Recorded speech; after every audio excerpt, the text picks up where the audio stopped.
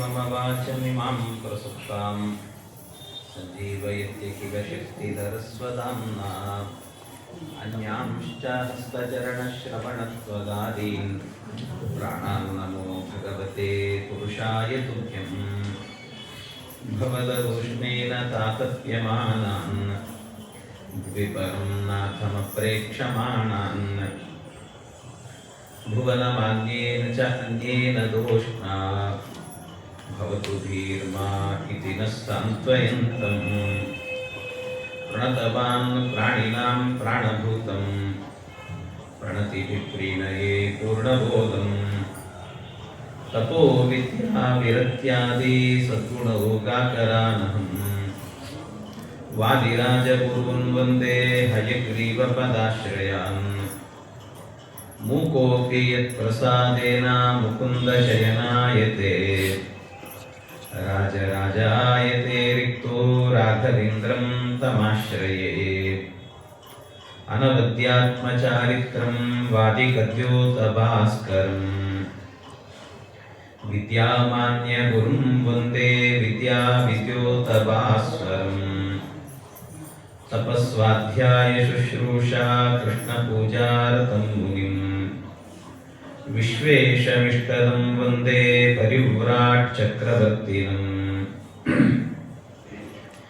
जन्माद्यस्य यतोऽन्वयादितरतश्चार्तेष्वभिज्ञस्वराट् तेने ब्रह्महृदाय आदिकवये मुह्यन्ति यं सूरयः तेजो वारिमृदां यथा विनिमयो यत्र सर्गो मृषा धाम्ना स्वेन सदा निरस्तकुहकं सत्यं परं धीमहि यं प्रौरजन्तमनुपेतमपेतकृत्यं द्वैपायनो विरहकातर आजुहाव पुत्रेति तन्मयतया तरवोऽपि नेदुः तं सर्वभूतहृदयं मुनिमानतोऽस्मि निगमकल्पतरोर्गलितं फलं शुकमुखादमृतद्रवसंयुतं पिबत भागवतं रसमालयं मुहुरहो रसिका भुवि भावुकाः ಹರಿಕಥಾಮೃತಸಾರ ಗುರುಗಳ ಕರುಣದಿಂದಾಪನಿತು ಪೇಳುವೆ ಪರಮ ಭಗವದ್ಭಕ್ತರಿದನಾದರದಿ ಕೇಳುವುದು. ಶ್ರೀ ಗುರುಭ್ಯೋ ನಮಃ. ಹರಿ ಓಂ ಹರಿ ಓಂ ಹರಿ ಓಂ. ಭಗವಂತ ಶ್ರೀಕೃಷ್ಣನನ್ನ ನಾಮಕರಣ ಮಾಡಿ ತೊಟ್ಟಿಲು ಸೇವೆ ಅಂತ ತೊಟ್ಟಿಲಲ್ಲಿ ಮಲಗಿಸಿದ್ದಾರೆ ಭಗವಂತ. ಕೃಷ್ಣ ಪರಮಾತ್ಮ ಮಲಗಿದಾಗ ಅನೇಕರಿಗೆ ಕೃಷ್ಣ ದೇವರು ಮಲಗಿದರೆ ಸೌಂದರ್ಯದ ಗಣಿ ಪರಮಾತ್ಮ. ಅದರಲ್ಲೂ ಹೇಗಿರ್ತದೆ ಅಂದರೆ ಸಾಮಾನ್ಯ ಮಕ್ಕಳು ಅಂದ್ರೇನೆ ಮುದ್ದಾಗಿರ್ತಾರಂತೆ. ಆ ಮಕ್ಕಳು ಮಲಗಿದಾಗ ಇನ್ನೂ ಮುದ್ದಾಗಿ ಕಾಣಿಸ್ತಾರಂತೆ. ಅದು ತಡಿಲಿಕ್ಕಾಗಲ್ಲ, ಅಷ್ಟು ಮುದ್ದಿರ್ತಾರಂತೆ. ಅದಕ್ಕೆ ಬಂದ ಹೆಣ್ಣು ಮಕ್ಕಳೆಲ್ಲ ಗೋಪಿಕಾಸ್ತ್ರೀಯರೆಲ್ಲರೂ ಕೂಡ ಅವನ ಕೆನ್ನೆಯನ್ನು ಮುಟ್ತಾ ಇದ್ದರಂತೆ. ಮಲಗಿದಾಗ ಬಹಳ ಚೆನ್ನಾಗಿ ಕಾಣಿಸ್ತಿದ್ದ ಅಂತ ಸುಮ್ಮನೆ ಹೀಗೆ ಕೆನ್ನೆ ಮುಟ್ತಿದ್ರಂತೆ. ಆ ಕೆನ್ನೆ ಮುಟ್ಟಿದ್ರೆ ಸಾಕು ಒಂದ್ಸರ್ತಿ ನಕ್ಕು ಬಿಡ್ತಿದ್ದಂತೆ. ಆ ಮಕ್ಕಳು ನಿದ್ದೆಯಲ್ಲೂ ಕೂಡ ಕೆನ್ನೆ ಮುಟ್ಟಿದಾಗ ಏನೋ ನಗ್ತಿರ್ತಾವ ಒಂದು ರೀತಿ. ಆ ರೀತಿ ನಗ್ತಾ ಇತ್ತಂತೆ. ಕೃಷ್ಣನು ನಕ್ಕ. ಆ ನಗು ನೋಡಿ ತಡಿಲಿಕ್ಕಾಗದೇನೆ ನಕ್ಕ ಅನ್ನೋ ಶಬ್ದ ಕೇಳಿದ ಕೂಡಲೇ ಎಲ್ಲೋ ಇದ್ದ ಯಶೋದೆ ಓಡಿ ಬಂದು ಗಟ್ಟಿ ಹಿಡ್ಕೊಂಡಂತೆ. ಗಂಡಂಬರಾಂಗುಲಿದಲೈರ್ ಲಘುಜಾಲಯಂತಿ ಮಂದಸ್ಮಿತ. ನಾನು ಅದು ಎಂಥ ಒಂದು ಮಂದಸ್ಮಿತ ಅಂತ ಹೇಳಿದ್ರೆ ಅದ್ಭುತವಾದಂಥ ಮಂದಸ್ಮಿತ. ಒಳ್ಳೆ ಮಂದಹಾಸವಿರ್ತಾ ಇದ್ದಂತೆ. ಆ ಮಂದಹಾಸವನ್ನು ನೋಡುವಾಗ ತಡಿಲಿಕ್ಕಾಗದೆ ಓಡಿ ಬಂದ ಆ ಮಗುವನ್ನ ಗಟ್ಟಿಯಾಗಿ ಅಪ್ಪಿಕೊಂಡ್ಬಿಡ್ತಿದ್ದ. ಕೃಷ್ಣ ಎದ್ದು ಬಿಡ್ತಿದ್ದ. ಎದ್ದು ಕೂಡ ಅಯ್ಯೋ ಕೃಷ್ಣ ಎದ್ದಲ್ಲ, ಮತ್ತೆ ಮಲಗಿಸಿ ಅಂತ ತಗೋರಂತೆ. ಹೀಗೆ ಅದು ಪರಿರಂಭಯಂತಿ ಅಂತ ಹೇಳ್ತಾರೆ. ಪರಿರಂಭಣ, ಅವನು ಗಟ್ಟಿ ಹಿಡ್ಕೊಳ್ಳೋದು, ಮಲಗಿಸೋದು, ಹೀಗೆ ಮಾಡ್ತಾ ಇದ್ದು. ಅಂತೂ ಕೃಷ್ಣನಿಗೆ ಅವನು ನಿದ್ದೆ ಮಾಡಬೇಕು ಅಂದ್ರೆ ಸರಿಯಾಗಿ ನಿದ್ದೆ ಮಾಡ್ಲಿಕ್ಕೆ ಬಿಡ್ಲಿಲ್ಲ. ಇವರು ಸುಮ್ಮನೆ ಆಟ ಆಡ್ತಾ ಇದ್ದಂತೆ. ಅದಕ್ಕೆ ಪರಮಾತ್ಮ ಪರವಾಗಿಲ್ಲ ಅಂತ ತಾನು ಒಳಗೆ ತೊಟ್ಲಲ್ಲೇ ಕೂತ್ಕೊಂಡು ಮಲಗಿ ಆಟ ಆಡ್ತಾ ಇದ್ದಂತೆ. ಏನ್ ಆಟ ಆಡ್ತಾ ಇದ್ದ ಅಂದ್ರೆ ತನ್ನ ಪಾದದ ಹೆಬ್ಬೆರಡನ್ನ ತೆಗೆದುಕೊಂಡು ಬಾಯಿಗೆ ಇಟ್ಕೊಳ್ತಾ ಇದ್ದಂತೆ. ಪಾದದ ಬೆರಳನ್ನ ಬಾಯಿಗೆ ಇಟ್ಟುಕೊಂಡು ಚಿತ್ತಾ ಇದ್ದಂತೆ. ಇದೇ ರೂಪವನ್ನ ಪ್ರಳಯ ಕಾಲದಲ್ಲಿ ತೋರಿಸ್ತಾನಂತೆ ಪರಮಾತ್ಮ. ಭಗವಂತ ಕರಾರವಿಂದೇನ ಪದಾರವಿಂದಂ ಮುಖಾರವಿಂದೇ ವಿನಿವೇಶಯಂತಂ ವಟಸ್ಯ ಪತ್ರಸ್ಯ ಪುಟೇ ಶಯಾನಂ ಬಾಲಂ ಮುಕುಂದಂ ಮನಸಾ ಸ್ಮರಾಮಿ. ಇಂಥ ಭಗವಂತನ ರೂಪ.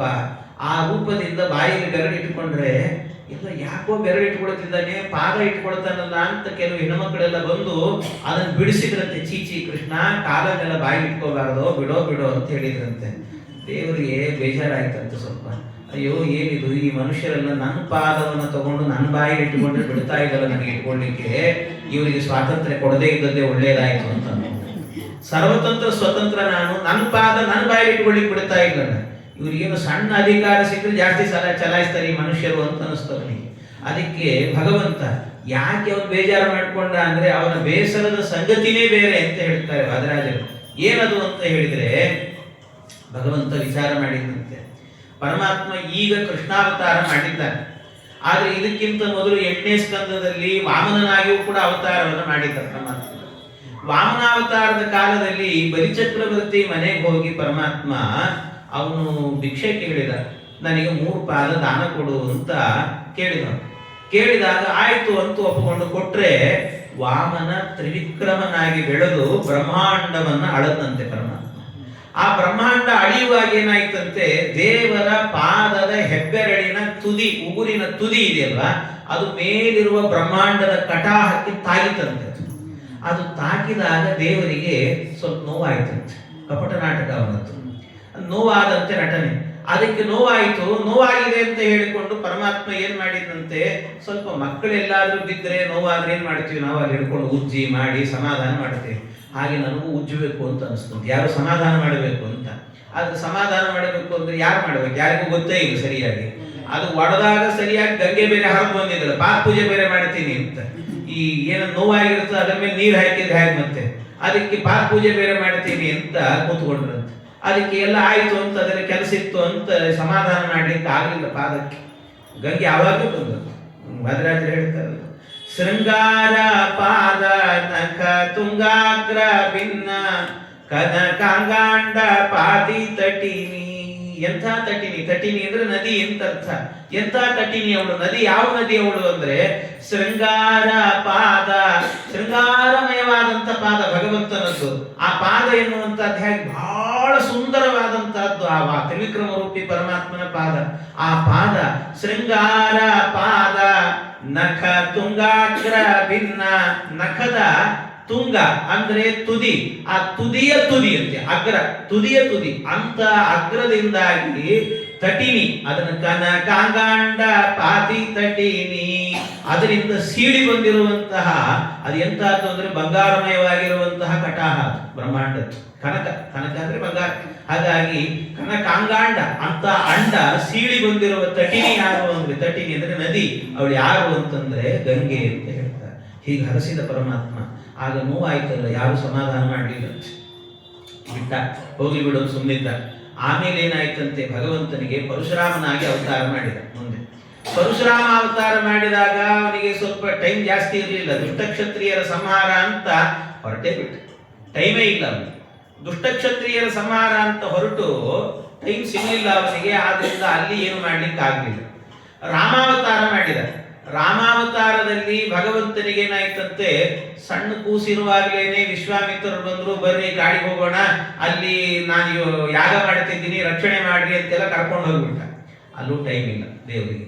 ಆದ್ರೆ ಈ ಕೃಷ್ಣಾವತಾರ ಇದೆಯಲ್ಲ, ಕೃಷ್ಣಾವತಾರದಲ್ಲಿ ಬೇಕಾದಷ್ಟು ಸಮಯ ಇದೆ ಅಂತ ಪರಮಾತ್ಮ ಯೋಚನೆ ಮಾಡಿದಂತೆ ಆ ಪಾದದ ಬೆರಳನ್ನು ಹಿಡ್ಕೊಂಡು ಬೆರಳನ್ನ ಬಾಯಿ ತುದಿಗೆ ತಂದು ಬೆರಳಿಗೆ ಹೇಳಿದಂತೆ, ಅಯ್ಯೋ ಕಂದ ಬೆರಳೆ, ನಿನಗೆ ಆವತ್ತು ನೋವಾಗಿತ್ತು, ನಾನು ತ್ರಿವಿಕ್ರಮನಾಗಿದ್ದಾಗ ನಿನಗೆ ಸಮಾಧಾನ ಮಾಡ್ಲಿಕ್ಕೆ ಆಗ್ಲಿಲ್ಲಪ್ಪ, ಬೇಜಾರು ಮಾಡ್ಕೋಬೇಡ ಕಂದ ನೀನು ಅಂತ ಅದಕ್ಕೆ ಮುದ್ದು ಕೊಟ್ಟುಕೊಂಡು ಪರಮಾತ್ಮ ಅದಕ್ಕೆ ಸಮಾಧಾನ ಮಾಡ್ತಾ ಇದ್ದ ಅಂತ ಹಾಗೆ ಬಾಯಲ್ಲಿ ಬೆರಳಿಟ್ಕೊಂಡ್ರೆ ಇಷ್ಟೆಲ್ಲ ಇತ್ತು ಕಥೆ ಅಂತ ವಾದರಾಜರು ಹೇಳ್ತಾರೆ. ಯಾಮರ್ತ್ಯಾಮರ್ತ್ಯದಿತಿಜಾಲಿಭಿರಪ್ಯ ವೇದ್ಯಂ ಬ್ರಹ್ಮಾಂಡ ಬಾಂಡಮಭಿನುನ್ನಕ ಕೋಟಿ ಮಾತ್ರಾತ್ ಸ್ವಾಂಗುಷ್ಟ ಪುಷ್ಟ ಸುಭಗಾಂಗುಲಿಮಚ್ಯುತಸ್ತಂ ಸಂಗೃಹ್ಯ ಚುಂಬತಿ ಶಿಶು ಪ್ರಕೃತಿ ಶಯಾನಃ.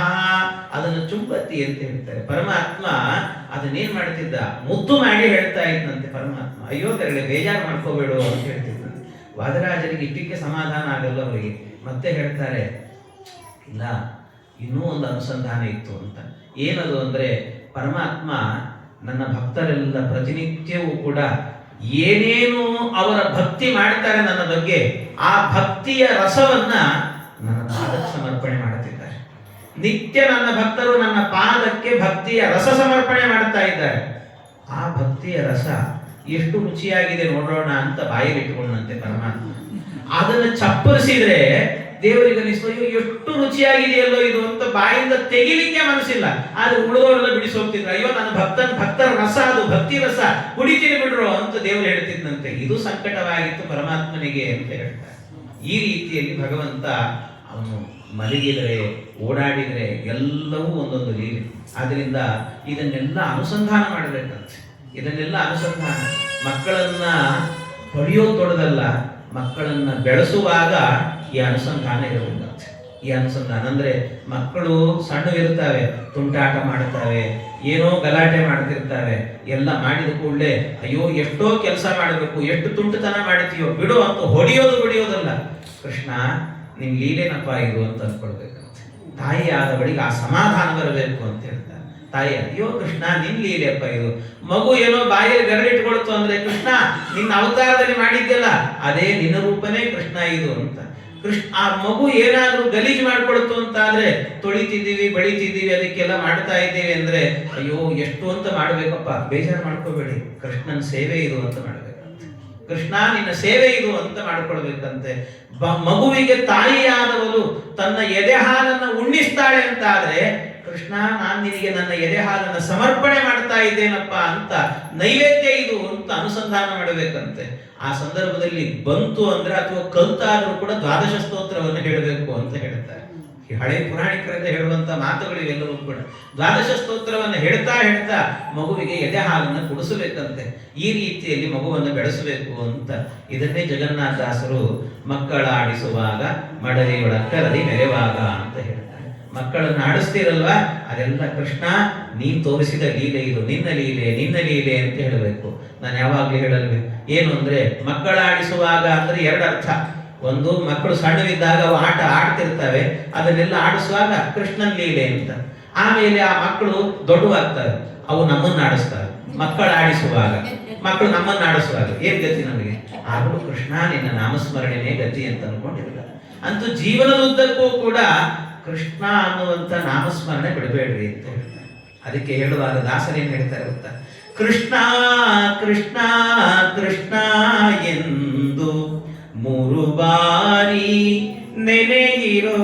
ಕೃಷ್ಣ ಕೃಷ್ಣ ಕೃಷ್ಣ ಅಂತ 3 ಬಾರಿ ನೆನೆಯಿರೋ ಅಂತ ಏನರ್ಥ? 3 ಬಾರಿ ನೆನೆಯಿರಿ ಅಂದ್ರೆ ಏನರ್ಥ? ಅದಕ್ಕೆ ಬಹಳ ಜನ ತಿಳ್ಕೊಂಡದ್ದೇನು ಅಂದ್ರೆ, 3 ಬಾರಿ ಅಂತ ಹೇಳಿದ್ರೆ ಬೆಳಿಗ್ಗೆ ಒಮ್ಮೆ, ಬೆಳಿಗ್ಗೆ ಪಲಹಾರ ಮಾಡುವಾಗ, ಮಧ್ಯಾಹ್ನ ಊಟಕ್ಕೆ, ರಾತ್ರಿ ಊಟಕ್ಕೆ ಒಂದ್ಸರ್ತಿ ಕೃಷ್ಣ ಕೃಷ್ಣ ಅನ್ನಬೇಕು ಅಂತ.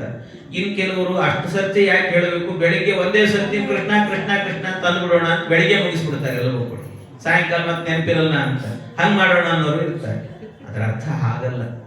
3 ಹೊತ್ತು ಊಟಕ್ಕೆ ಕೃಷ್ಣ ಅನ್ನೋದು ಹಾಗ ಅರ್ಥ ಅಲ್ಲ. ಅದಕ್ಕೆ 3 ಬಾರಿ ನೆನೆಯಿರು ಅಂತ ಹೇಳಿದ್ರೆ ದಾಸರು ಹೇಳಿದ್ದು ಯಾವ ಅರ್ಥದಲ್ಲಿ ಅಂದ್ರೆ, ಕೃಷ್ಣ ಅನ್ನುವ ನಾಮಸ್ಮರಣೆ ಇದೆ ಅಲ್ವಾ, ಮನುಷ್ಯನಿಗೆ 3 ಅವಸ್ಥೆಗಳಿದ್ದಾವಂತೆ. 3 ಅವಸ್ಥೆಗಳು ಯಾವುದದು ಅಂತ ಹೇಳಿದ್ರೆ, ಬಾಲ್ಯಾವಸ್ಥೆ, ಯೌವನಾವಸ್ಥೆ, ವಾರ್ಧಕ್ಯಾವಸ್ಥೆ ಅಂತ. ಮೊದಲು ಬಾಲ್ಯಾವಸ್ಥೆಯಲ್ಲಿ ಕೃಷ್ಣ ಅನ್ನುವ ಶಬ್ದವನ್ನ ಆರಂಭ ಮಾಡಬೇಕು. ಎಲ್ಲಿ ತನಕ? ಯೌವನಾವಸ್ಥೆ ತನಕ ಹೇಳಬೇಕು.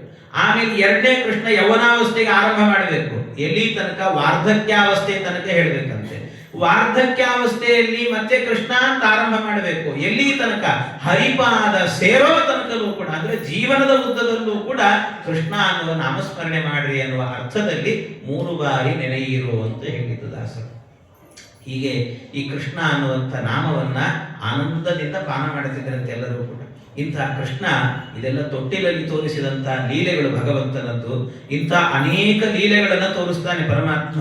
ಮುಂದೆ ಆಗಬೇಕಾದ್ರೆ ಭಗವಂತ ಪರಮಾತ್ಮ ಲೀಲೆಗಳನ್ನು ತೋರಿಸ್ತಾ ಒಂದೊಂದು ಸಂದರ್ಭಗಳಲ್ಲಿ ಸ್ವಲ್ಪ ದೊಡ್ಡವನಾದಂತೆ. ದೊಡ್ಡವನಂದ್ರೆ ಏನು? ಅಂಬೆಗಾಲಿಡುವ ಸ್ಥಿತಿಗೆ ಬರ್ತಿದ್ದಾನಂತೆ. ಅಂಬೆಗಾಲಿಡುವ ಸ್ಥಿತಿಗೆ ಬರ್ತಾ ಇರಬೇಕಾದ್ರೆ ಕೃಷ್ಣ ಆಗ ಏನಾಯ್ತಂತೆ, ಒಮ್ಮೆ ಬೆಳ್ಳಂಬೆಳಿಗ್ಗೆ ಎದ್ರಂತೆ, ಬೇಗ ಎದ್ಬಿಟ್ರಂತೆ ಒಂದ್ಸರ್ತಿ. ಈ ಕೃಷ್ಣ ಬಲರಾಮ ರಾತ್ರಿ ಮಲಗಬೇಕಾದ್ರೆ ಇಬ್ರು ಒಟ್ಟೊಟ್ಟಿಗೆ ಮಲಗ್ತಿದ್ರಂತೆ. ಬೆಳಿಗ್ಗೆ ಬೇಗ ಎದ್ರಂತೆ ಇಬ್ರು ಎದ್ದು ಕೂಡ್ಲೇನೆ ಓಡಿ ಬಂದ್ರು. ಓಡಿ ಬಂದಾಗ ಇನ್ನೂ ಯಶೋದೆ ಹಾಲು ಕರೆದಿಲ್ಲ. ಬೆಳಿಗ್ಗೆ ಹಾಲು ಕರಿಯದೇ ಇರುವ ಸಮಯಕ್ಕೇನೆ ಇಬ್ರು ಓಡಿ ಬಂದರು. ಓಡಿ ಬಂದು ಕೇಳಿದ್ರಂತೆ, ಅಮ್ಮ ಹಾಲು ಹಾಲು ಹಾಲು ಅಂತ ಕೇಳಿದ್ರಂತೆ. ಹಾಲು ಹಾಲು ಅಂತ ತೊದಲು ನುಡಿಯಲ್ಲಿ ಕೇಳುವಾಗ ಅದಕ್ಕೆ ಈ ಕೃಷ್ಣ ನೋಡಿದ್ರೆ ಅಂಬೆಗಾಲಿಡ್ತಾನೆ. ಇವನು ಸ್ವಲ್ಪ ಬಲರಾಮ ಸ್ವಲ್ಪ ದೊಡ್ಡವನಾದ್ರಿಂದ ಹೆಜ್ಜೆ ಇಡ್ತಿದ್ದಂತ. ಅದಕ್ಕೆ ಯಶೋದೆ ಹೇಳಿದ್ದಂತೆ, ನೋಡಪ್ಪ, ಈಗ ಹಾಲು ಕೊಡಬೇಕು ಅಂದ್ರೆ ಮನೆಯಲ್ಲಿ ಹಾಲಿಲ್ಲ, ಹಾಲು ಕರೆದಿಲ್ಲ. ಅದಕ್ಕೆ ಒಂದು ಕೆಲಸ ಮಾಡಿ, ಒಂದೇ ಒಂದು ಲೋಟ ಹಾಲಿದೆ, ಯಾರಿಗೆ ಕೊಡ್ಲಿ ಹೇಳಿ ಅಂತ. ಇಬ್ರು ಹೇಳಿದ್ರು, ನನಗೆ ನನಗೆ ನನಗೆ ಅಂತಂದ. ನನಗೆ ನನಗೆ ಅಂತಂದಾಗ ಆಗ ಯಶೋದೆ ಹೇಳಿದ್ದಂತೆ, ಇಬ್ಬರಿಗೂ ಕೊಡ್ಲಿಕ್ಕಾಗಲ್ಲ, ಯಾರಾದ್ರೂ ಒಬ್ರಿಗೆ ಕೊಡಬಹುದು. ಅದು ಒಂದು ಕೆಲಸ ಮಾಡಿ, ನಿಮ್ಮಿಬ್ಬರಿಗೂ ಒಂದು ಸ್ಪರ್ಧೆ ಇಡ್ತೀನಿ ಅಂತ ಯಶೋದೆ. ಏನು? ಮನೆ ಎದುರಿಗೆ ಯಮುನೆ ಹರಿತಾ ಇದ್ದಂತೆ.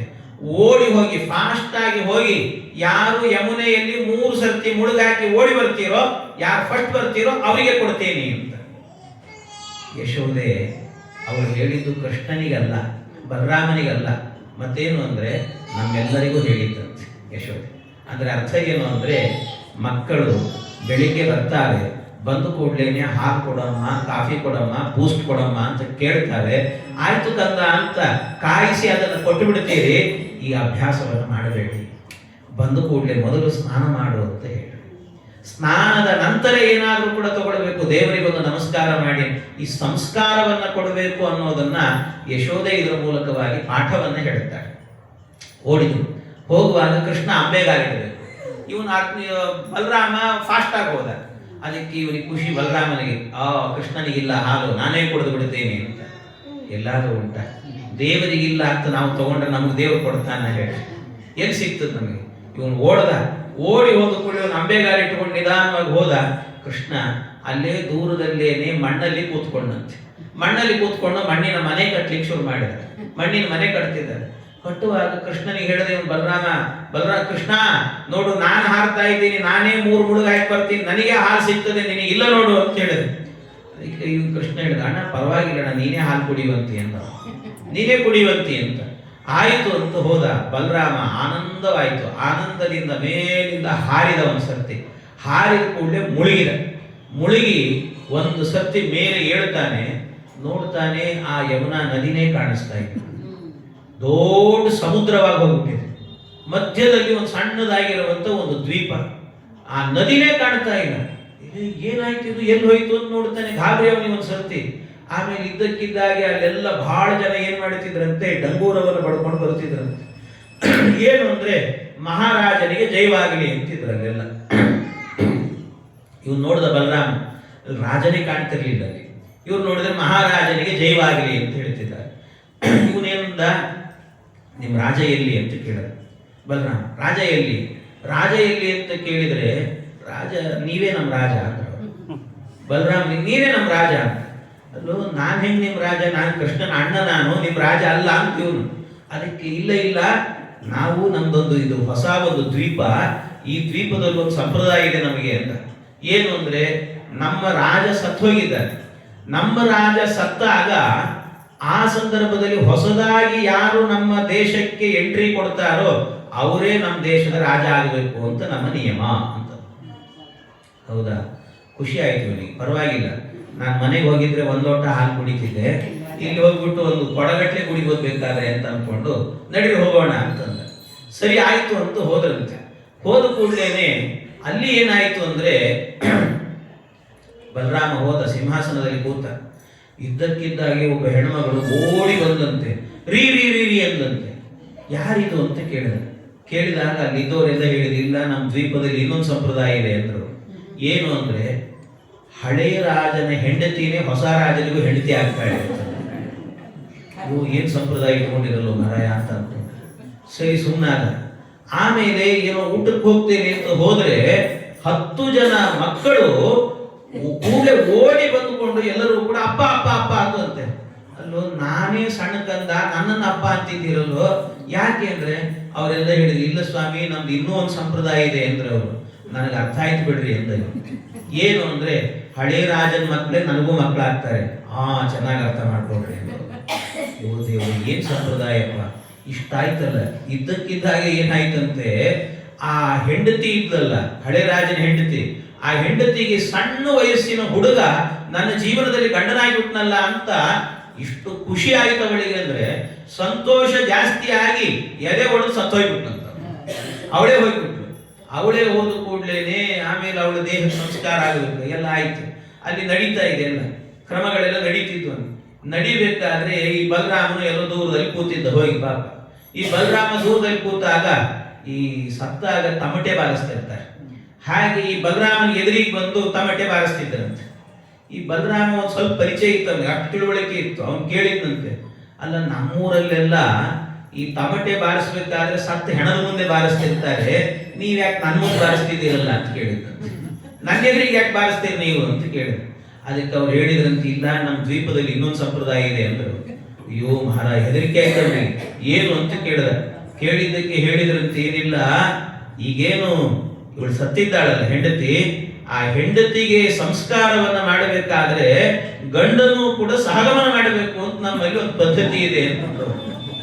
ಎಲ್ಲಿಗೆ ತೊಂದರೆ ಇಲ್ಲೋ ನನ್ನ ಅಂತ ಅನ್ಕೊಂಡು, ಅಂದ್ರೆ ನನ್ನನ್ನು ಒಂದೇ ದಿವಸಕ್ಕೇನೆ ಎಲ್ಲ ಇದೇನಂತಾರಲ್ಲ, ಈ ಕೆಲವು ಮ್ಯಾಚ್ಗಳು ನಡೀತಿರ್ತಾವಲ್ಲ T20 ಮ್ಯಾಚ್ ಅಂತ, ಅದಕ್ಕಿಂತ ಫಾಸ್ಟ್ ಇದೆ. ಒಂದೇ ದಿವಸದಲ್ಲಿ ಹೆಂಡತಿ ಮಕ್ಕಳು ಸಾವು ಎಲ್ಲ ಒಟ್ಟಿಗೆ ಎಲ್ಲಿಗೆ ತಂದ್ಬಿಟ್ರಲ್ಲ ನನ್ನ ಅಂತ ಅನ್ಕೊಂಡು ಅವಾಗ ಹೇಳ್ದ ಬಲರಾಮ ಉಪಾಯ ಮಾಡಿದ್ನಂತೆ. ನೀವು ಹೇಳಿದ್ದನ್ನು ಕೇಳ್ತೀನಿ ನಾನು, ಆದ್ರೆ ಒಂದು ಕಂಡೀಷನ್ ಅಂತ. ಏನು ಅಂದ್ರೆ ಒಂದು ಸರ್ತಿ ನಾನು ಸಮುದ್ರದಲ್ಲಿ ಮುಳುಗಿ ಬರ್ತೀನಿ ಅಂತ, ಸ್ನಾನ ಮಾಡಿ ಬರ್ತೀನಿ, ಆಮೇಲೆ ಸಹಗಮನ ಮಾಡ್ತೀನಿ. ಸರಿ ಆಯ್ತು ಅಂದ್ರು. ಆಯ್ತು ಅಂತ ಸಮುದ್ರಕ್ಕೆ ಬಂದು ಸಮುದ್ರದಲ್ಲಿ ಮುಳುಗುವಾಗ ಅವನು ಅನ್ಕೊಂಡ, ಕೃಷ್ಣ ನಿನಗೆ ಹಾಲು ಕೊಡಲ್ಲ ಅಂತ ನಾನು ಕುಡಿಲಿಕ್ಕೆ ಅಂತ ಮೊದಲು ಸ್ನಾನ ಮಾಡಿದ್ರಿಂದ ಇಂಥ ಸ್ಥಿತಿಗೆ ತಂದೆಯಲ್ಲೋ ಕೃಷ್ಣ. ಬೇಡಪ್ಪ, ನನ್ನ ಜೀವನದಲ್ಲಿ ಹಾಲೇ ಬೇಡ ನನಗೆ, ನೀನೇ ಕುಡಿಯುವಂತೆ ಹಾಲನ್ನ ಕೃಷ್ಣ, ನಿನಗೇ ಸೇರಬೇಕಾದ್ದು, ನನ್ನನ್ನು ಮಾತ್ರ ರಕ್ಷಣೆ ಮಾಡಪ್ಪ ಇದರಿಂದ ಅಂತ ಅನ್ಕೊಂಡು 2 ಕೈ ಜೋಡಿಸಿಕೊಂಡು ಮೂರ್ಧನ್ಯೇ ಶುಂಜಲಿರ್ಮೇ ದೃಢತರ ಮಿಹತೆ, ಹೀಗೆ ಗಟ್ಟಿಯಾಗಿ ತಲೆ ಮೇಲೆ ಇಟ್ಟುಕೊಂಡು ಒಂದು ಸರ್ತಿ ಕೃಷ್ಣ ಅಂತ ಅನ್ಕೊಂಡು ಒಂದು ಸರ್ತಿ ಮುಳುಗಿದ್ನಂತೆ. ಕೃಷ್ಣ ರಕ್ಷಣೆ ಮಾಡುವಂತ ಇಷ್ಟು ಹೇಳಿಕೊಂಡು ಮುಳುಗಿ ಮೇಲೆ ಹೇಳ್ತಾನೆ, ಸಮುದ್ರ ಮಾಯೆಯಾಗಿದೆ, ಹಳೆ ಯಮುನೆ ಬಂತು, ಎದುರಿಗೆ ಕೃಷ್ಣ ಕಂಡ. ಅಪ್ಪ ಬದುಕಿದ್ನಲ್ಲ ಅಂತ ಅನ್ಕೊಂಡಂತೆ. ಜೀವನದಲ್ಲಿ ಎಷ್ಟು ಅದ್ಭುತ ನೋಡಿ. ನಮ್ಮ ಜೀವನದಲ್ಲೂ ಕೂಡ ಅನೇಕವಾಗಿ ಕಷ್ಟಗಳು ಬರ್ತಿರ್ತಾರೆ. ನಾವು ಅನ್ಕೊಡ್ತೀವಿ ನಾವೇ ಏನೋ ಪರಿಹಾರ ಮಾಡ್ಕೊಡ್ತೀವಿ. ಅದೇ ಒಂದ್ಸರ್ತಿ ಕೃಷ್ಣನ ಸ್ಮರಣೆ ಮಾಡ್ರಿ. ಕೃಷ್ಣನ ಸ್ಮರಣೆಯನ್ನು ಮಾಡಿದ್ರಿ ಅಂತ ಆದ್ರೆ ಅದರ ಮೂಲಕವಾಗಿ ಭಗವಂತ ಏನು ಮಾಡ್ತಾನಂತೆ, ಕೃಷ್ಣ ಪರಮಾತ್ಮ ಅದನ್ನು ರಕ್ಷಣೆ ಮಾಡ್ತಾನೆ ಭಗವಂತ. ಅದನ್ನ ನಾವು ಅದು ಸ್ಮರಣೆ ಮಾಡ. ನರ ಜನ್ಮ ಬಂದಾಗ ನಾಲಿಗೆ ಇರುವಾಗ ಕೃಷ್ಣ ಎನ್ನಬಾರದೆ, ಕೃಷ್ಣ ಎಂದೆನಲು ಕಷ್ಟ ಒಂದಿಷ್ಟಿಲ್ಲ, ಕೃಷ್ಣ ಎನ್ನಬಾರದೆ. ಒಂದು ಸರ್ತಿ ಕೃಷ್ಣ ಅಂತ ಭಕ್ತಿಯಿಂದ ಹೇಳಿದರೆ ಜೀವನದಲ್ಲಿ ಕಷ್ಟಗಳೇ ಇಲ್ಲದಂತೆ ಮಾಡ್ತಾನೆ. ನಾವು ಮಾಡೋದಿಲ್ಲಲ್ಲ. ಅದರಿಂದ ಕೃಷ್ಣ ಅನ್ನುವ ನಾಮಸ್ಮರಣೆ ಬಿಡಬೇಡ್ರಿ ಅಂತ ಹೇಳ್ತಾನೆ. ಇವರು ಮಾಡಿದ್ರು ಬಲರಾಮ ದೇವರು, ಅದಕ್ಕೆ ರಕ್ಷಣೆಯಾಗಿ ಬಂದ್ರು ಹೊರಗೆ ಬಂದು ಕೂಡ್ಲೇನೆ 2 ಮುಳುಗಾಗಿ ಬಂದ್ರು. ಕೃಷ್ಣ ನನ್ನ ಸ್ನಾನ ಆಯ್ತು, ಹೋಗೋಣ ಮನೆಗೆ ಬರ್ತೀಯಾ ಅಂತ ಕೇಳಿದ್ರು. ಅಲ್ಲಿ ತನಕಲ್ಲೂ ಕೂಡ ಅವನಿಗಿತ್ತು. ಕೃಷ್ಣ ಕೇಳಿದ್ನಂತ ಒಂದ್ಸರ್ತಿ, ಅಣ್ಣ 2 ಸರ್ತಿ ಮುಳುಗಿ ಹಾಕಿದ್ದಿ, ಅಮ್ಮ 3 ಹೇಳಿದ್ರು, ಇನ್ನೊಂದ್ಸರಿ ಮುಳುಗಿ ಹಾಕ್ತೀನಿ ನೋಡು ಅಂತ. ಇವನು ಹೇಳ್ದ, ಅಪ್ಪ ಕೃಷ್ಣ ಈಗಲೇ 2ಕ್ಕೆ ಎಲ್ಲೆಲ್ಲೋ ಹೋಗಿ ಬಂದೀನೋ ಮಾರಾಯ, ಇನ್ನೊಂದು ಮುಳುಗಿ ಹಾಕಿದ್ರೆ ಇನ್ನೆಲ್ಲಿ ತೇಳ್ತೀನೋ ಗೊತ್ತಿಲ್ಲ, ಬೇಡ ಕೃಷ್ಣ ಇಷ್ಟು ಸಾಕು ನನಗೆ ಅಂತಂದ. ಆಯ್ತಣ್ಣ ಹೋಗೋಣ ಅಂತ ಹೋಗುವಾಗ ಏನಾಯ್ತಂತೆ, ಅಲ್ಲಿ ತನಕಲ್ಲೂ ಕೂಡ ಕೃಷ್ಣ ದೇವರು ಅಂತ ಅನಿಸಿತ್ತು ಬಲರಾಮನಿಗೆ. ಆದ್ರೆ ಮತ್ತು ಮನೆಗೆ ಹೋಗ್ಬೇಕಾದ್ರೆ ಇಲ್ಲ ನಾನೇ ಅಂತ ಅನಿಸ್ಬಿಡ್ತ ಅವನಿಗೆ. ನಾನೇ ಅಂತ ಅಂದ್ರೆ ನಾನೇ ಮಾಡಿದ್ದೇನೆ ಅಂತ ಅನ್ನೋ ಭಾವ ಬಂದ್ಬಿಡುತ್ತೆ. ಅದು ಮನುಷ್ಯ ಬುದ್ಧಿ ಅಂತ ಹೇಳ್ತಾರೆ. ಯಾವಾಗಲೂ ಹಾಗೆ ಇಲ್ಲೆಲ್ಲ ಕೂತಿರ್ತೀವಿ, ಪ್ರವಚನ ಕೇಳಬೇಕಾದ್ರೆ ಹೌದು ಕೃಷ್ಣ ಅಂತ ಸ್ಮರಣೆ ಮಾಡಬೇಕು, ಸದಾ ಅವನೇ ರಕ್ಷಣೆ ಮಾಡುವುದು, ಗೋವಿಂದ ಅನ್ಬೇಕು, ರಾಮ ಅನ್ಬೇಕು, ಎಲ್ಲ ಅನುಸಂಧಾನ ಮಾಡಿರ್ತೇವೆ. ಇಲ್ಲಿಂದ ಹೊರಗೆ ಗುಡಿ ದಾಟಿ ಒಂದ್ 2 ಹೆಜ್ಜೆ ಮುಂದಕ್ಕೆ ಹೋದ್ವಿ ಇಲ್ಲೋ, ಆ ಟ್ರಾಫಿಕ್ ಅದು ಇದು ನೋಡ್ಬೇಕಾದ್ರೆ ತಲೆಯಲ್ಲಿ ಕೇಳಿದ್ದೆಲ್ಲ ಓಡೇ ಹೋಗ್ಬಿಡುತ್ತದೆ.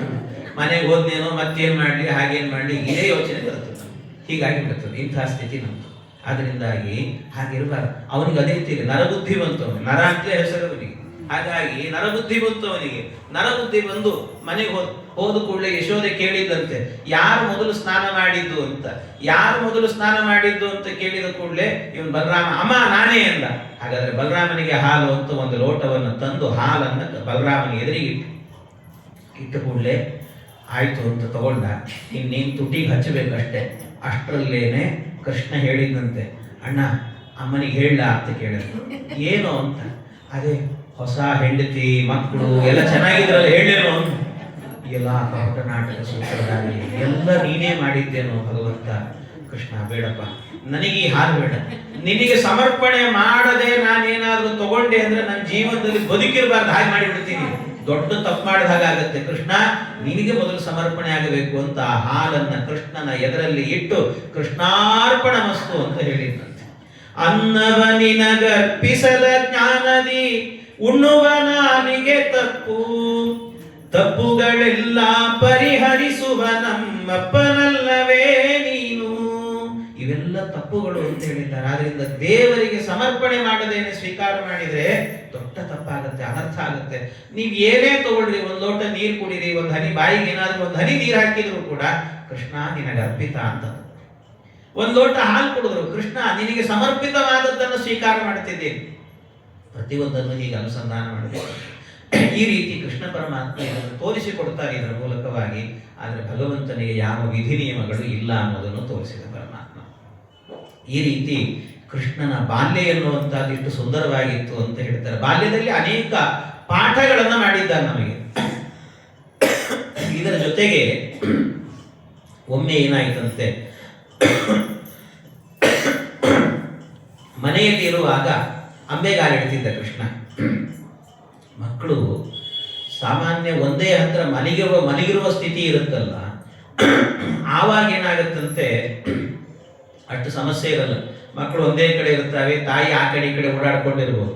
ಆದರೆ ಮಕ್ಕಳು ಅಂಬೆಗಾಲಿಡ್ಲಿಕ್ಕೆ ಶುರು ಮಾಡುತ್ತವೆ ನೋಡಿ, ಅಲ್ಲಿ ಇಲ್ಲಿ ಹೋಗ್ತವೆ, ಕಿತ್ತುತ್ತವೆ, ಸಾಮಾನು ತೆಗಿತವೆ, ಎಳಿತವೆ, ಬೆಳಿತವೆ, ಏನ್ ಬೇಕಾದ್ರೆ ಹಾಗೆಲ್ಲ ಮಾಡ್ತೀವಿ. ಏನ್ ಮಾಡ್ತಿದ್ದೀವಿ ಅಂತ ಅವ್ರಿಗೆ ಗೊತ್ತಿರುವುದಿಲ್ಲ, ಏನ್ ತಗೊಳ್ತಿದ್ದೀವಿ ಅಂತ ಗೊತ್ತಿರಲ್ಲ.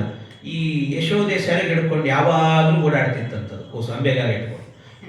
ಅವಳು ಸೆರಗ್ ಹಿಡ್ಕೊಂಡು ಓಡಾಡ್ತಾ ಇದ್ರೆ ಇವಳು ಹೇಳಿದ್ದಂತೆ, ಕೃಷ್ಣ ಸುಮ್ಮನೆ ನೀನು ಅಂಬೆಗಾಲ ಇಟ್ಕೊಂಡು ಸೆರಗ್ ಹಿಡ್ಕೊಂಡು ಬರ್ತಾ ಇದ್ರೆ ನನಗೆ ಆಗಲ್ಲೋ ಕೃಷ್ಣ, ಎತ್ಕೊಳ್ಬೇಕಾಗ್ತದೆ, ಎಷ್ಟೊತ್ತು ನಾನು ಎತ್ಕೊಳ್ಲಿಕ್ಕಾಗ್ತದೆ, ಕೆಳಗಿಳಿಯೋ ನೀನು, ಸ್ವಲ್ಪ ಅಲ್ಲೆಲ್ಲಾದ್ರೂ ಆಟ ಆಡ್ಕೋ ಅಂತಂದು. ಇಲ್ಲ ನಾನು ಎತ್ಕೋಬೇಕು ಅಂತ ಹಠಕ್ಕೆ ಬಿದ್ದ. ಎತ್ಕೋಬೇಕು ಅಂತ ಹಠಕ್ಕೆ ಬಿದ್ದರೆ ಇವಳು ಹೇಳಿದ್ದಂತೆ, ಕೃಷ್ಣ ನೀನೊಂದು ಅರ್ಧ ಗಂಟೆ ಮಲ್ಕೊಂಡ್ಬಿಟ್ರೆ ನನ್ನ ಮನೆ ಕೆಲಸ ಮುಗಿಸ್ಕೊಂಡ್ಬಿಡ್ತೀನಂತೆ. ಮನೆ ಕೆಲಸ ಆದ ನಂತರ ನಿನ್ನ ಜೊತೆಗೆ ಕೂತ್ಕೊಳ್ತೀನಂತೆ, ನಿನ್ನನ್ನೇ ಎತ್ಕೊಳ್ತೀನಿ, ನಿನ್ನ ಜೊತೆಗೆ ಆಟ ಆಡ್ತೀನಿ, ಸ್ವಲ್ಪ ಹೊತ್ತು ಮಲ್ಕೊಳ್ಳೋ ಕೃಷ್ಣ ಅಂತ ಹೇಳಿದಂತೆ. ಮಲಗು ಅಂತ ಹೇಳಿದ್ರೆ ಕೃಷ್ಣ ಹೇಳಿದಂತೆ, ಅಮ್ಮ ನನ್ನನ್ನು ಮಲಗು ಅಂತ ಹೇಳ್ತಾ ಇದೆಯಲ್ಲ, ಯಾಕಮ್ಮ ಮಲಗಬೇಕು ಅಂತ ಕೇಳಿದ. ನಿದ್ದೆ ಯಾಕೆ ಮಾಡಬೇಕು ಅಂದ್ರೆ ಅದಕ್ಕೆ ಅವಳು ಹೇಳಿದ್ದು, ಬೇರೆಯವರಾಗಿದ್ರೆ ಮಾಡಬೇಕು ಅಂದ್ರೆ ಮಾಡಬೇಕು ಅಷ್ಟೇ ಅಂತ ಯಾರು ಬಡಿತಿದ್ರು ಅಷ್ಟೇ. ಆದರೆ ತಾಯಿ ಹೇಳಿದ್ರು, ಕೂಸು ನಿದ್ದೆ ಮಾಡಿದ್ರೆ ತಿಂದದ್ದೆಲ್ಲ ಜೀರ್ಣ ಆಗುತ್ತಪ್ಪ, ಮತ್ತೆ ನಿನಗೆ ತಿನ್ಲಿಕ್ಕೆ ಏನಾದ್ರೂ ಕೊಡ್ತೇನೆ ಅಂತ. ನಿದ್ರಾಮಾಶ್ರಯ ಕಿಂ ತದಾಶ್ರಯ ಫಲಂ ಭುಕ್ತಂ ವ್ರಜೆ ಜೀರ್ಣತಾಂ ನಿದ್ರಾ ಕಾಂಬ ನಿಮೀಲಿತಾಕ್ಷಿ ಯುಗಲಃ ಪ್ರಾಜ್ಞಂ ಯದಾ ಲಿಂಗತಿ.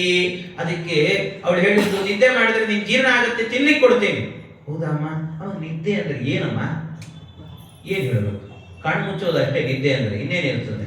ಅದಕ್ಕೆ ಇಲ್ಲ, ಅವಳು ಹೇಳಿದ್ದು ಪ್ರಾಜ್ಞನಾಮಕ ಪರಮಾತ್ಮನನ್ನ ಆಲಿಂಗನೆ ಮಾಡೋದೇ ನಿದ್ದೆ ಅಂತ.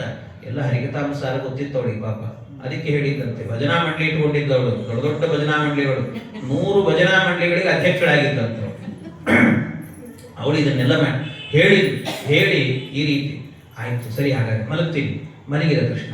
ಮಲಗಿ ಒಂದೇ ಕ್ಷಣದಲ್ಲಿ ಕಣ್ಣು ಬಿಟ್ಟ. ತನ್ನನ್ನು ತಾನು ಆಲಿಂಗನೆ ಮಾಡಿಕೊಂಡು ತಾನೇ ಪ್ರಾಜ್ಞ. ಎದ್ದು ಕೂಡಲೇ ಹೇಳಿದಂತೆ, ಅಮ್ಮ ನಾನು ತಿಂದಿದ್ದೆಲ್ಲ ಜೀರ್ಣ ಆಯಿತು, ಮತ್ತೇನಾರು ಕೊಡು ಅಂತ ಕೇಳಿದ್ದ ಕ್ಷಣದಲ್ಲೇ.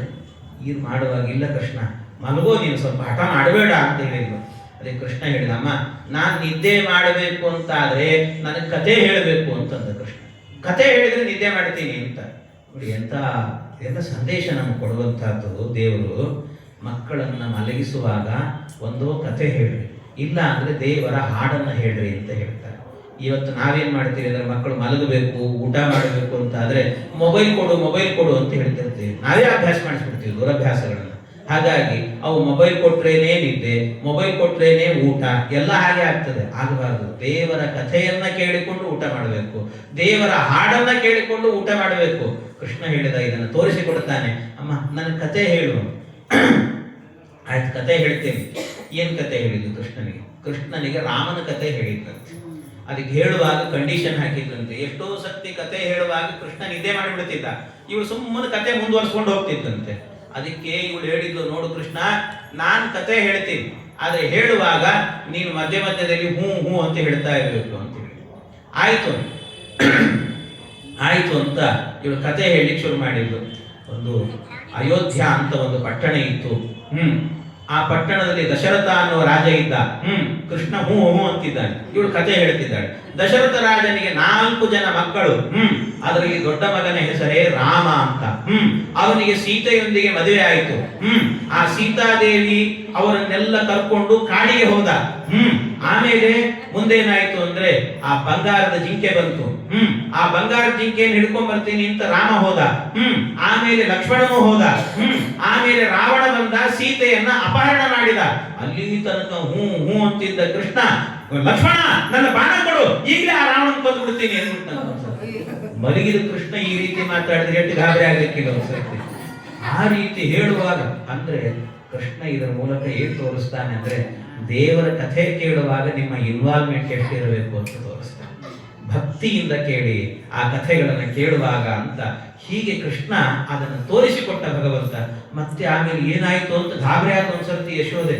ಆಗ ಮತ್ತೆ ಇವನೇ ತಲೆ ಕೆರ್ಕೊಂಡು ಹೇಳಿದ್ನಂತೆ ಕೃಷ್ಣ, ಇಲ್ಲಮ್ಮ ಏನಿಲ್ಲ, ಬೇಡ, ಯಾಕೋ ಕತೆ ಸ್ವಲ್ಪ ನನಗೆ ಅಡ್ಜಸ್ಟ್ ಆಗ್ತಾ ಇಲ್ಲ, ಹಾಡು ಹೇಳಿ ನೀನು ಅಂತ. ಹಾಡು ಹೇಳು. ಸರಿ ಆಯ್ತು ಅಂತ ಹಾಡು ಹೇಳುತ್ತೇನೆ ಅಂತ ಕೃಷ್ಣನಿಗೆ ಜೋಗುಳವನ್ನ ಹೇಳಿದ್ದಂತೆ. ಮಲಗು ನೀನು ಅಂತ. ಗುಣನಿಧಿಯೇ ನಿನ್ನ ಎತ್ತಿಕೊಂಡಿದ್ದರೆ ಮನೆಯ ಕೆಲಸವನ್ನು ಯಾರು ಮಾಡುವರು? ಮನಕ್ಕೆ ಸುಖ ನಿದ್ರೆಯ ತಂದುಕೋ ಬೇಗ, ಪಣಿಶಯನನೆ ನಿನ್ನ ಪಾಡಿ ತೂಗುವೆನು. ಜೋ ಜೋ ಕೃಷ್ಣ ಮಲಗು ಅಂತ ಮಲಗಿಸಿದ್ರೆ ಕೃಷ್ಣ ನಿಧಾನವಾಗಿ ಮಲಗಿದಲ್ಲೇ ಮಾತಾಡಿದಂತೆ. ಅಮ್ಮ ಹಾಡು ಹೇಳು ಅಂದ್ರೂ ಸಾಕು, ಒಂದೇ ಹಾಡು ಹೇಳ್ತೀಯಲ್ಲೇ ನೀನು, ಯಾಕೆ ಬೇರೆ ಹಾಡು ಬರಲ್ಲೇನೆ? ಭಜನಾ ಮಂಡಳಿಗೆ ಅಧ್ಯಕ್ಷರು ಅಂತ ಹೇಳ್ತೀವಿ, ಬೇರೆ ಯಾಕೆ ಬರಲ್ಲ ನಿನಗೆ ಅಂತ ಕೇಳ. ಇವಳಿಗೆ ಸಿಟ್ಟು ಬಂತು. ಹಾಡು ಬರಲ್ಲ ಅಂತೀಯಲ್ಲೋ ಕೃಷ್ಣ, ಬೇಕಾದಷ್ಟು ಹಾಡು ಬರ್ತದೋ, 100 ಭಜನಾ ಮಂಡಳಿ ಅಧ್ಯಕ್ಷರು ನಾನು, ನನಗ್ ಬರಲ್ಲ ಅಂತೀಯಲ್ಲೋ? ಬರ್ತದೆ, ಮತ್ ಯಾಕೆ ಇದು ಒಂದೇ ಹಾಡು ಹೇಳ್ತೀಯಲ್ಲ ನೀನು ಅಂತ ಕೇಳಿದ್ರೆ ಯಾವಾಗ್ಲೂ ಇದೊಂದೇ ಹೇಳ್ತಿದ್ದ. ಯಾವಾಗಲೂ ಕೂಡ ಮಾತರ್ಗಾಯಸಿ ಕಿಂ ಸದಾ ಜಲನಿಧೌ ಶೇಷಾಂಗ ಸಂಶಾಯಿನಂ. ಯಾಕೆ ಇದೊಂದೇ ಹಾಡು ಹೇಳ್ತೀನಿ ನೀನು ಅಂದ್ರೆ ಅವಳು ಹೇಳಿದ್ದು, ನೋಡು ಶೇಷಶಾಹಿಯಾದ ಭಗವಂತ ಯಾವಾಗಲೂ ಒಳ್ಳೆ ನಿದ್ದೆ ಮಾಡ್ತಿರ್ತಾನೆ. ಶೇಷಶಾಹಿ ಅವನು. ನೋಡು ಶ್ರೀರಂಗ ಕ್ಷೇತ್ರಕ್ಕೆ ಹೋದ್ರೆ ಯಾವತ್ತಾದ್ರೂ ಎದ್ದು ಕೂತ್ಕೊಡ್ತಾನ ಅವನು ದೇವರು. ಶೇಷಶಾಹಿಯಾಗಿ ಮಲಗೇ ಇರ್ತಾನ ಅವನು ಯಾವಾಗ. ಹಾಗಾಗಿ ಒಳ್ಳೆ ನಿದ್ದೆ ಇರ್ತದೆ ಅವನಿಗೆ. ಅದರಿಂದ ಅವನ ಹಾಡು ಹೇಳಿದ್ರೆ ಕೇಳಿಸ್ಕೊಂಡು ನಿನಗೂ ಒಳ್ಳೆ ನಿದ್ದೆ ಕೊಡ್ತಾನ. ಅದಕ್ಕೋಸ್ಕರ ಅವನು ಹಾಡು ಹೇಳ್ತೇನೆ ಅಂತಂದು. ಅದಕ್ಕೆ ಕೃಷ್ಣ ಹೇಳಿದ, ಅಮ್ಮ ಅವನು ಯಾವಾಗಲೂ ನಿದ್ದೆ ಮಾಡ್ತಿರ್ತಾನೆ ಅಂದ್ರೆ ನೀನು ಹೇಳಿದ ಹಾಡು ಅವನು ಕೇಳಿಸ್ಕೊಂಡು ನನಗೆ ಕೊಡಬೇಕು. ಅವನೇ ನಿದ್ದೆ ಮಾಡ್ತಿದ್ರೆ ಅವ್ನಿಗೆ ಹೆಂಗೆ ಕೇಳಿಸ್ತದೆ ನೀ ಹೇಳಿದ ಹಾಡು? ನನಗೆ ಹೆಂಗೆ ನಿದ್ದೆ ಕೊಡ್ತಾನ ಅವನು ಅಂತ ಕೇಳಿ ಏನು ಉತ್ತರ ಕೊಡಬೇಕು? ಇದಕ್ಕೆ ಉತ್ತರ ಇಲ್ಲ, ತತ್ತರ ನಿಂತೋಗ್ಬಿಡ್ತು. ಇದರ ಮೂಲಕ ಜಗತ್ತಿಗೆ ಸಂದೇಶ ಕೊಟ್ಟ ಭಗವಂತ, ದೇವರಿಗೆ ನಿದ್ದೆ ಇಲ್ಲ. ದೇವರಿಗೆ ನಿದ್ದೆ ಇಲ್ಲ. ದೇವರು ನಿದ್ದೆ ಮಾಡೋದಿಲ್ಲಂತೆ ಪರಮಾತ್ಮ. ದೇವರಿಗೆ ನಿದ್ದೆ ಇದೆ. ಮತ್ತೆ ನಿದ್ದೆ ಅಂತಂದ್ರೆ ಏನು? ಅವನಿಗೆ ಉತ್ಥಾನದ್ವಾದಿಸಿ ಮಲಗಿದ್ದೆ ಸುಮ್ಮನೆ ನಮಗೋಸ್ಕರ ಮಾಡ್ಕೊಳ್ಳೋದಷ್ಟೇ. ನಾವು ವ್ರತ ಮುಗೀತು ಅಂತ ಊಟ ಹೊಡಿಬೇಕಲ್ವಾ, ಅದಕ್ಕೋಸ್ಕರ ದೇವರಿಗೆ ಒಂದು ನೈವೇದ್ಯ ಮಾಡ್ಲಿಕ್ಕೋಸ್ಕರವಾಗಿ ಅದೆಲ್ಲ ಮಾಡೋದು ಅಷ್ಟೇ. ನಮಗೋಸ್ಕರ ಅಷ್ಟೇ ಇದೆಲ್ಲವೂ ಕೂಡ. ವಿಧಿ ನಿಯಮಗಳು ಅವನಿಗೇನಿದೆಯೋ ಭಗವಂತನಿಗೆ, ಅವನಿಗೆ ಯಾವುದೂ ಇಲ್ಲ. ಆದರೆ ಅವನು ನಿದ್ದೆ ಅಂದ್ರೆ ಏನು ಗೊತ್ತಾ, ಅವನದ್ದೆಲ್ಲ ಯೋಗ ನಿದ್ರೆ ಅಂತ. ಯೋಗ ನಿದ್ರೆ, ನಮ್ದು ಭೋಗ ನಿದ್ರೆ. ಭೋಗ ನಿದ್ರೆ ಅಂದ್ರೆ ಈ ಉಪನ್ಯಾಸದಲ್ಲಿ ಕೂಡುವಾಗಲೇ ಹಿಂಗೆ ತೂಕಡಿಸ್ತಿರ್ತಾರೆ ನೋಡಿ, ಅದು ಭೋಗ ನಿದ್ರೆ ಅಂತ. ಅದು ಎಚ್ಚರದಲ್ಲೇ ನಿದ್ದೆ ಬರುತ್ತಿರ್ತದಂತೆ. ಇನ್ನೊಂದಿದೆ ಯೋಗ ನಿದ್ರೆ. ಅದು ಯೋಗ ನಿದ್ರೆ ಅಂದ್ರೆ ಅದು ನಿದ್ದೆಯಲ್ಲೂ ಎಚ್ಚರದಿಂದ ಇರ್ತಾರೆ. ಮಹಾತ್ಮರೆಲ್ಲ ಹಾಗೆ ಮಾಡ್ತಿರ್ತಾರೆ, ನಾವೆಲ್ಲ ನೋಡ್ತಿರ್ತೀವಿ. ನಾನು ಎಷ್ಟೋ ಸರ್ತಿ ನಮ್ಮ ಗುರುಗಳು ಪೇಜಾವರ ಸ್ವಾಮಿಗಳಿದ್ದಾಗ ಎಲ್ಲಿ ಬಹಳ ಸಂಚಾರ ಮಾಡೋರು ಅವರು, ಬಹಳ ಸಂಚಾರ. ದೊಡ್ಡ ಸ್ವಾಮಿಗಳು ಭಾರಿ ಸಂಚಾರ. ಅಷ್ಟು ಸಂಚಾರ ಮಾಡಿಕೊಂಡು ಸಾಯಂಕಾಲದಲ್ಲಿ ಯಾವುದೋ ಒಂದು ಕಾರ್ಯಕ್ರಮಕ್ಕೆ ಬಂದು ಅಟೆಂಡ್ ಆಗಿ ಅಲ್ಲಿ ಕೂತಿರ್ತಿದ್ರು. ಯಾರೋ ಬೇರೆಯವ್ರು ಮಾತಾಡುವಾಗ ಸುಮ್ಮನೆ ಕೂತಿರ್ತಿದ್ರು. ಕೂತಾಗ ಸುಮ್ಮನೆ ಹೀಗೆ ಕಣ್ಣು ಮುಚ್ಚಿರ್ತಿದ್ರು. ನಾವು ಅನ್ಕೊಂಡ್ವಿ ಬಹಳ ಪಾಪ ಸ್ವಾಮಿಗಳಿಗೆ ಬೆಳಗ್ಗಿಂದ ಸಂಚಾರ ಮಾಡಿ ತುಂಬಾ ಸುಸ್ತಾಗಿದೆ ಅಂತೆಲ್ಲ ಅನ್ಕೊಂಡು ನಾವು ಅನ್ಕೊಳ್ತಿದ್ವಿ. ಎಲ್ಲ ಆದ ನಂತರ ಅವ್ರಿಗೆ ಅನುಗ್ರಹ ಸಂದೇಶ ಅಂತ ಬಂದಾಗ ಆ ಉಳಿದವರೆಲ್ಲ ಏನೆಲ್ಲ ಮಾತಾಡ್ತಿದ್ರು ಅದನ್ನೆಲ್ಲ ಹೇಳಿ ಹೊಳಿತಿದ್ರಿ ಇವರು ಸ್ವಾಮಿಗಳು. ಅದನ್ನ ನೋಡಿ ಗಾಬರಿ ಆಗೋದು ನಮ್ಗೆ. ಇವ್ರು ನಿದ್ದೆ ಮಾಡಿದ್ದಾರೆ ಅನ್ಕೊಂಡಿದ್ವಿ, ನಿದ್ದೆ ಎಲ್ಲ ಇವ್ರದ್ದು ಯೋಗ ನಿದ್ದೆ ಅಂತ. ಮಹಾತ್ಮರಂದ್ರನೇ ಹಾಗಂತ. ರಾಯರು ವೃಂದಾವನದಲ್ಲಿ ಕೂತ್ಕೊಂಡು ನಿದ್ದೆ ಮಾಡ್ತಿದ್ದಾರೆ ಅಂತ ತಿಳ್ಕೊಬೇಡ್ರಿ. ಯೋಗ ನಿದ್ರೆಯನ್ನು ಬೇಗನೆ ಮಾಡುವ ಯೋಗೀಶ ವಂದ್ಯರ ತುಗೀರೆ. ಎಂತವ್ರು ಯೋಗ ನಿದ್ರೆಯನ್ನು ಮಾಡ್ತಾರೆ, ಅವರು ಭೋಗ ನಿದ್ರೆ ಅಲ್ಲ ಅವರದ್ದು ಅಂತ. ಅಂದ್ರೆ ನಿದ್ದೆಯನ್ನು ಎಚ್ಚರದಿಂದ ಇರ್ತಾರೆ, ಅವರು ಅನುಗ್ರಹ ಮಾಡ್ತಾ ಇರ್ತಾರೆ ಅಂತ ಅರ್ಥ. ಹಾಗೆ ಭಗವಂತನ ನಿದ್ದೆ ಅಂತ ಈ ರೀತಿ ಅರ್ಥ ಮಾಡ್ಕೊಳ್ಬೇಕು. ಇಂಥ ಅನೇಕ ಪರಮಾತ್ಮನ ಲೀಲೆಗಳಿಗೆಲ್ಲವೂ ಕೂಡ ಇಂಥ ಲೀಲೆಗಳನ್ನು ತೋರಿಸ್ತಾ ಭಗವಂತ ಈ ಮಾತು ಹೇಳಿದ್ನಲ್ಲ, ಈ ಮಾತು ಹೇಳಿದ ಕೂಡಲೇ ಯಶೋದೆಗೆ ಸಿಟ್ಟು ಬಂತಂತೆ. ಯಶೋದೆಗೆ ಸಿಟ್ಟು ಬಂದು ಅಂದ್ರೆ ಹಾಡು ಬರಲ್ಲ. ಹೆಣ್ಣು ಮಕ್ಕಳಿಗೆ ಆ ಕಾಲದಲ್ಲಿ ಏನು ಅಂದ್ರೆ ಹಾಡು ಬರಲ್ಲ ಅಂದ್ರೆ ಸಿಟ್ಟು ಬರ್ತಿತ್ತಂತೆ. ಅಂದ್ರೆ ಬೈ ಬರ್ತೆ ಅವರಿಗೆ ಹಾಡು ಬರ್ತಿತ್ತಂತ ಅವರಿಗೆಲ್ಲ ಆ ಕಾಲದಲ್ಲಿ. ಈಗಿನ ಕಾಲದಲ್ಲಿ ಹೆಣ್ಣು ಮಕ್ಕಳಿಗೆ ಮಕ್ಕಳು ಎಲ್ಲ ಆದ್ಮೇಲೆ ಅದನ್ನ ಮಲಗಿಸ್ಲಿಕ್ಕೆ ಒಂದು ಜೋಗುಳ ಹೇಳು ಅಂತಂದ್ರೆ, ಜೋಗುಳ ಅಂದ್ರೆ ಏನಂತ ಗೊತ್ತಿರೋದು ಅವ್ರಿಗೆ. ಮತ್ತೆ ಯೂಟ್ಯೂಬ್ ಹುಡುಕ್ತಾ ಕೊಡ್ತಾವ್ ಎಲ್ಲಿದೆ ಅಂತ, ಹಾಗಿರ್ತದೆ. ಆದ್ರೆ ಅವು ಬೈ ಬರ್ತೆ ಹೇಳ್ತಿದ್ರು ಹಾಡುಗಳನ್ನೆಲ್ಲ ಆ ಕಾಲ. ಅವರೇ ಕಟ್ಟಿ ಬಿಡ್ತಿದ್ರಂತ ಹಾಡುಗಳನ್ನು, ಕಟ್ಟಿ ಹೇಳ್ತಿದ್ರಂತ ಹಾಡುಗಳನ್ನೆಲ್ಲವನ್ನು ಕೂಡ. ನಿಮಗೂ ವಯಸ್ಸಾದವ್ರಿಗೆಲ್ಲ ಗೊತ್ತಿರುತ್ತೆ, ನಿಮ್ಮ ಅಜ್ಜಿಯಂದ್ರು ಅಮ್ಮಂದ್ರೆಲ್ಲ ಗೊತ್ತಿರ್ತಾರೆ. ಅವರೆಲ್ಲ ಹಂಗೆ ಮಾಡ್ತಿದ್ರು ಆ ಕಾಲದಲ್ಲೆಲ್ಲ. ಅವರೇ ಸ್ವತಃ ಹಾಡುಗಳನ್ನು ರಚನೆ ಮಾಡಿಬಿಡ್ತಿದ್ರು. ಅಂತ ಸಾಹಿತಿಗಳಿದ್ರು ಆ ಕಾಲದಲ್ಲೆಲ್ಲ. ಇವಳಿಗೆ ಸಿಟ್ಟು ಬಂತು, ಕೃಷ್ಣ ಹಾಡು ಬರಲ್ಲ ಅಂದಿದ್ದಕ್ಕೆ. ಕೃಷ್ಣ ನನಗೆ ಹಾಡು ಬರಲ್ಲ ಅಂತ ಹೇಳಿದಲ್ವ ನೀನು, ನಿನ್ ಜೊತೆಗೆ ಮಾತಾಡಲ್ಲ. ಉತ್ತರ ಕೊಡ್ಲಿಕ್ಕೆ ಬರ್ಲಿಲ್ಲಲ್ಲ, ಸಿಟ್ಟು ಬಂತು ಅವಳಿಗೆ. ಅದಕ್ಕೆ ಸಿಟ್ಟು ಬಂದು ನಿನ್ ಜೊತೆಗೆ ನಾನು ಮಾತಾಡಲ್ಲ ಅಂದ್ಬಿಟ್ರು. ಭಗವಂತ ಹೇಳಿದಾಗ ನೀನ್ ಮಾತಾಡಲ್ಲ, ನಾನು ಯಾಕೆ ಮಾತಾಡಿಸ್ಕೊಂಡ್ಬರ್ಲಿ ನಿನ್ನನ್ನು, ನಾನು ಮಾತಾಡಲ್ಲ ಅಂತ. ಇದೊಂದು ರೀತಿ ಏನಂತಾರಲ್ಲ, ಆ ತಾಯಿ ಮತ್ತು ಮಗುವಿನ ಆ ಸಂಬಂಧದಲ್ಲಿ ಏನೋ ಒಂದು ರೀತಿಯ ಆ ಮುದ್ದುತನ ಎನ್ನುವಂತಹದ್ದು ಇರ್ತದಂತೆ. ಆ ಆಟವನ್ನು ಆಡೋದು ಕೃಷ್ಣ. ಅದಕ್ಕೆ ನಾನು ಮಾತಾಡಲ್ಲ ಅಂದ. ಅದಕ್ಕೆ ಕೃಷ್ಣ ಯೋಚನೆ ಮಾಡಿದ. ತುಂಬಾ ಹೊತ್ತಾಯ್ತಂತೆ, ಮಧ್ಯಾಹ್ನದ ಹೊತ್ತು ಬಂತು. ಮಧ್ಯಾಹ್ನದ ಹೊತ್ತಿಗೆ ಎಲ್ಲ ಅಡಿಗೆ ಇವಳಿಗಂತೂ ಮಾತಾಡಲ್ಲ ಅಂತ ಹೇಳಿದ್ರಿಂದ ಕೃಷ್ಣ ದೂರಿದ್ದಾನೆ, ನನ್ನ ಮನೆ ಕೆಲಸ ಮಾಡ್ಕೊಳ್ಬಹುದು ಅಂತ ಇವಳಿಗೆ. ಆಮೇಲೆ ಹೋದ್ರಾಯ್ತು ಅಂತ. ಆದ್ರೆ ಕೃಷ್ಣ ಅನ್ಕೊಂಡ, ಎಲ್ಲ ಏನಾದ್ರೂ ಮಾಡಿ ನಮ್ಮ ಅಮ್ಮ ಮಾತಾಡಿಸ್ಬೇಕಲ್ಲ. ನಾನಾಗಿ ಡೈರೆಕ್ಟ್ ಆಗಿ ಹೋದ್ರೆ ನಾನು ಸೋತಂಗ ಆಗ್ತದೆ, ನಾನು ಹೋಗ್ಬಾರ್ದು, ನಮ್ಮ ಅಮ್ಮನೇ ನನ್ನ ಹತ್ರ ಬರಬೇಕು ಅಂತ ಯೋಚನೆ ಮಾಡಿದ ಕೃಷ್ಣ. ಏನ್ ಮಾಡೋದು, ಸರಿ ಸುಮ್ಮನಿದ್ದ. ಆಮೇಲೆ ಏನಾಯ್ತಂತೆ, ಹೋಗಿ ನಿಧಾನವಾಗಿ ಬೇಜಾರು ಮಾಡಿಕೊಂಡು ಆ ಮಂಚದ ಮೇಲೆ ಹೋಗಿ ಮಲಗಿದ್ನಂತೆ. ಸುಮ್ಮನೆ ಹೋಗಿ ಮಲಗಿದ ಕೂಡ್ಲೇನೆ ಅದು ಏನ್ ಮಾಡಿದಂತೆ, ಗೋಡೆ ಕಡೆ ತಿರ್ಕೊಂಡು ಮಲ್ಕೊಂಡಿದ್ನಂತೆ. ಅಷ್ಟೊಂದು ನಿಧಾನವಾಗಿ ಯಶೋದೆ ಬಂದಾಗ ಯಶೋದೆಯು ಬಂದು ಹತ್ರಕ್ಕೆ ನೋಡಿದ್ದು, ಕೃಷ್ಣನ್ ಏನಾದ್ರೂ ಮಾಡಿ ಮಾತಾಡಿಸ್ಬೇಕು ಅಂತ. ಆದ್ರೂ ನಾನ್ಯಾಕೆ ಸೋಲ್ಬೇಕು ಅಂತ ಅವಳು ಕೂಡ ಒಂದು ಸ್ವಲ್ಪ ಆಟ ಆಡೋಣ ಅಂತ ಅದಕ್ಕೆ ಹೋಗಿ ಬೇಕು ಅಂತ ಅವಳು ಮಲಗಿದ್ಲು. ಅವಳು ಮಲಗಬೇಕಾದ್ರೆ ಏನ್ ಮಾಡಿದ್ಲು, ಕೃಷ್ಣ ಗೋಡೆ ಕಡೆ ತಿರುಗಿದ್ರೆ ಕೃಷ್ಣನಿಗೆ ಬೆನ್ನು ಹಾಕಿ ಇವಳು ಮಲಗಿದ್ದಂತೆ. ಕೃಷ್ಣ ನೋಡ್ಲಿಕ್ಕೆ ಹೋಗ್ಲಿಲ್ಲ. ಹೀಗೆ ಮಲಗಿದಾಗ ಭಗವಂತ ಯೋಚನೆ ಮಾಡಿದ, ಏನ್ ಮಾಡ್ಲಿ ನಮ್ಮಮ್ಮನ ಮಾತಾಡಿಸ್ಲಿಕ್ಕೆ. ಒಂದು ಕ್ಷಣ ಈ ಮಾತು ಕೊಡುವವನೇ ಅವನು ಭಗವಂತ, ಎಲ್ಲವನ್ನೂ ಪ್ರೇರಣೆ ಮಾಡುವವನು. ಕ್ಷಣ ಮಾತ್ರದಲ್ಲಿ ಮಾಡಿದ್ನಂತೆ ಭಗವಂತ. ಗೋಡೆಗೆ ತಿರುಗಿದ್ನಲ್ಲ, ಗೋಡೆ ಮೇಲೆ ಏನ್ ಮಾಡಿದ್ನಂತೆ, ನಿತ್ಯ ಹಾವಿನ ಮೇಲೆ ಮಲಗುವಂತ ಹುಡುಗ ಇವನು. ಅಂತ ಹುಡುಗ ಗೋಡೆ ಮೇಲೆ ಸಣ್ಣದಾಗಿ ಹಿಂಗ್ ಗೀಚಿದ್ನಂತೆ. ಸುಮ್ಮನೆ ಹಿಂಗ್ ಗೀಚಿದ ಕೂಡ್ಲೇನೆ ಏನಾಯ್ತಂತೆ, ಗೋಡೆ ಮೇಲೆ ಒಂದು ಸಣ್ಣ ಹಾವಿನ ಮರಿ ಬಂದ್ಬಿಡುತ್ತಂತೆ.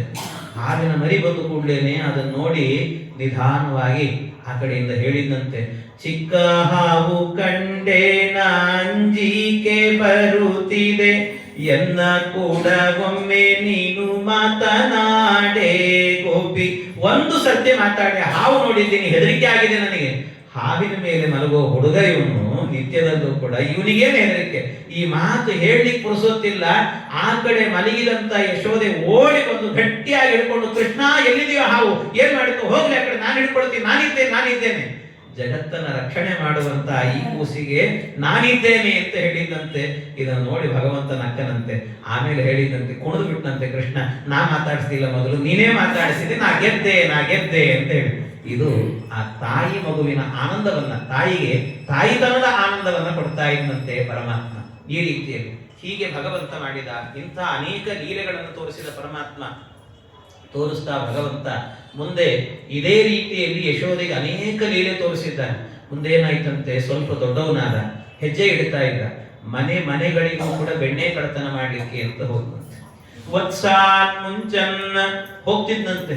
ಅದೇನ್ ಮಾಡಿಬಿಡ್ತಿದ್ದ ಅಂದ್ರೆ, ಬೆಳಿಗ್ಗೆ 4 ಗಂಟೆಗೆ ಇನ್ನೂ ಆ ಗೋಪಿ ಎದ್ದಿರಲ್ಲ, ಆಗ್ಲೇ ಹೋಗಿ ಏನ್ ಮಾಡಿಬಿಡ್ತಿದ್ದಂತೆ, ಮೊದಲೇ ಹೋಗಿ ನಿಂತ್ಕೊಂಡ್ಬಿಡೋದು. ಮೊದಲೇ ಹೋಗಿ ನಿಂತುಕೊಂಡು ಅಲ್ಲೇನ್ ಮಾಡೋದಂತೆ, ಆ ಕರು ಇರ್ತದಲ್ಲ, ಕರುವಿನ ಹಗ್ಗ ಬಿಚ್ಚಿಬಿಡ್ತಿದ್ದಂತೆ. ಹಗ್ಗ ಇವ್ರು ಬಂದು ಹಾಲು ಕರಿಬೇಕು ಅಂದ್ರೆ ಆ ಕರು ಎಲ್ಲ ಹಾಲು ಕುಡಿದು ಹೋಗಿರ್ತದೆ, ಹಾಲೇ ಇಲ್ಲ ಆಮೇಲೆ ಅಂತ ಸ್ಥಿತಿ. ಆಮೇಲೆ ಎಲ್ಲಿ ಯಾಕೆ ಹಗ್ಗ ಯಾರು ಬಿಚ್ಚಿದ್ರು ಅಂತ ಆ ಕಡೆ ಈ ಕಡೆ ಹುಡುಕಿದ್ರೆ ದೂರದಲ್ಲಿ ಒಂದ್ ಕಡೆ ಕೃಷ್ಣ ನಿಂತಿರ್ತಿದ್ದ. ಯಾಕೋ ಕೃಷ್ಣ ಹಗ್ಗ ಬಿಚ್ಚಿದಿ ನೀನು ಅಂತ ಜೋರ್ ಮಾಡಿದ್ರೆ ಇವನು ಹೇಳೋದಂತ ಅವರಿಗೆ, ಏನು ನಾನೇನ್ ಮಾಡ್ಲಿ, ಯಾರಾದ್ರೂ ಬಂಧನದಲ್ಲಿದ್ರೆ ಅವ್ರು ಬಿಡುಗಡೆ ಮಾಡೋದೇ ನನ್ನ ಕೆಲಸ ಅಂತಿದ್ದಂತೆ. ನಾನೇನ್ ಮಾಡ್ಲಿ, ನನ್ನ ಸ್ವಭಾವ ಇದು ಅಂತಾನಂತೆ. ಬಂಧನದಲ್ಲಿ ಇದ್ದವರ ಬಿಡುಗಡೆ ಮಾಡುವುದೇ ನನ್ನ ಸ್ವಭಾವ. ಆದ್ರಿಂದಾಗಿ ಅವನು ಸ್ಮರಣೆ ಮಾಡಿ ಸಂಸಾರದ ಬಂಧನ ಕಳಿಸ್ತಾನೆ ಅಂತ ಹೇಳುತ್ತಾರೆ. ಹಾಗೆ ಪರಮಾತ್ಮ ತೋರಿಸಿದಂತೆ. ಅದಕ್ಕೆ ಇನ್ನೊಂದು ಮನೆಯಲ್ಲಿ ಇದೇ ರೀತಿ ಅನೇಕರಿಗೆ ತೊಂದರೆ ಕೊಡ್ತಾ ಇದ್ದ. ಯಾವ್ಯಾವ ರೀತಿ ಅಂತಂದ್ರೆ ಪರಮಾತ್ಮ ಅದು ಅವರು ಆನಂದ ಪಡ್ತಿದ್ರಂತೆ, ಸಂತೋಷ ಪಡ್ತಿದ್ರು. ಕೃಷ್ಣ ಬಂದ ಅಂದ್ರೆ ಆನಂದ ಅಂತ ಅವರಿಗೆಲ್ಲ. ಹಾಗೆ ಒಂದು ಮನೆಗೆ ಹೋಗಿದ್ದಂತೆ ಕೃಷ್ಣ.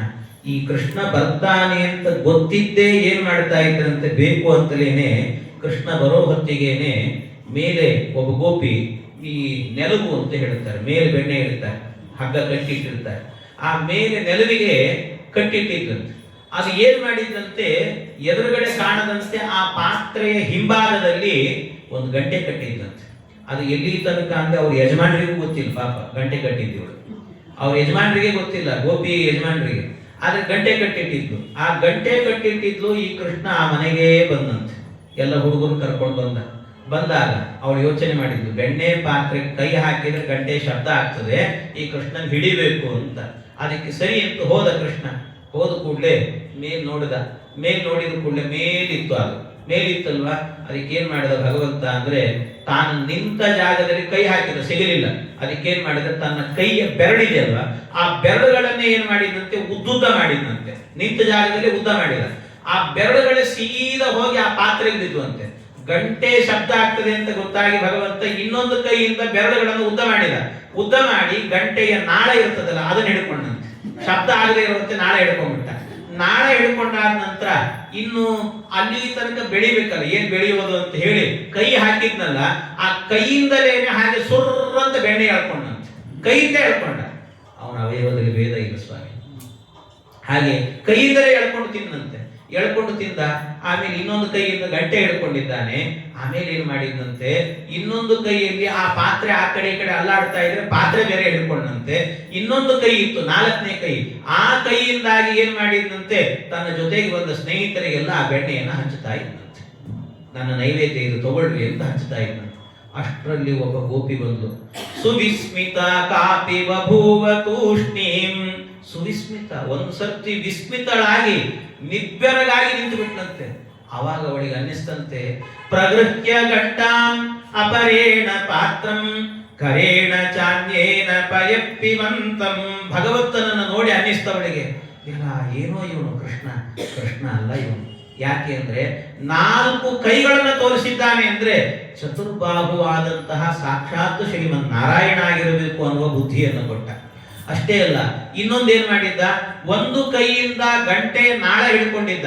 ಅವಳು ಅಂದ್ಕೊಂಡ್ಲು, ನಾನು ಗಂಟೆ ಕಟ್ಟಿರುವಂತಹದ್ದು ನನ್ನ ಗಂಡನಿಗೆ ಗೊತ್ತಿರಲಿಲ್ಲ, ಇವನಿಗೆ ಗೊತ್ತಾಗಿದೆ ಅಂತಂದ್ರೆ ಸ ವಿಶ್ವತಶ್ಚಕ್ಷುರಿವಾಸ್ತಿ ಬಾಲಃ. ಇವನು ವಿಶ್ವತಶ್ಚಕ್ಷು, ಇವನು ಎಲ್ಲಿದ್ರೂ ಗೊತ್ತಾಗುತ್ತೆ ಇವನಿಗೆ, ಇವನು ಭಗವಂತ ಅಂತ ಇನ್ನೊಂದು ಬುದ್ಧಿಯನ್ನು ಕೊಟ್ಟನಂತೆ. ಅಷ್ಟೇ ಅಲ್ಲ, ಅದರ ಜೊತೆಗೆ ತಾನು ಬೆರಳಿಂದಲೇನೆ ಆ ಬೆಣ್ಣೆ ತಿಂತಾ ಇದ್ನಲ್ಲ, ಆದ್ರಿಂದ ಅವಳಿಗೆ ಇನ್ನೊಂದು ಬುದ್ಧಿ ಬಂತು, ಇವನಿಗೂ ಇವನ ಅವಯವಗಳಿಗೂ ಭೇದ ಇಲ್ಲ ಅಂತನ್ನುವ ತತ್ವಜ್ಞಾನ ತತ್ವಜ್ಞಾನವನ್ನು. ನೇಹನ ನಾಸ್ತಿ ಕಿಂಚನ, ಇನ್ನೊಂದು ತತ್ವಜ್ಞಾನವನ್ನು ಕೊಟ್ಟ ಪರಮಾತ್ಮ. ಅಷ್ಟೇ ಅಲ್ಲ, ಅದರ ಜೊತೆಗೆ ಇನ್ನೊಂದು ಏನ್ ಮಾಡಿದ್ದ, ತನ್ನ ಸ್ನೇಹಿತರಿಗೆಲ್ಲ ಹಂಚುತ್ತಾ ಇದ್ನಲ್ಲ, ಅದನ್ನು ನೋಡಿ ಜಗತ್ತಿನಲ್ಲಿರುವವರನ್ನೆಲ್ಲ ಇವನೇ ರಕ್ಷಣೆ ಮಾಡುವುದು, ಕಾಲ ಕಾಲಕ್ಕೆ ಆಹಾರವನ್ನು ಕೊಟ್ಟು ಬೆಳೆಸುವವನು ಇವನೇ ಅನ್ನುವಂತಹದ್ದು ಕೂಡ ಆ ತತ್ವಜ್ಞಾನವೂ ಅವಳಿಗೆ ಬಂತಂತೆ.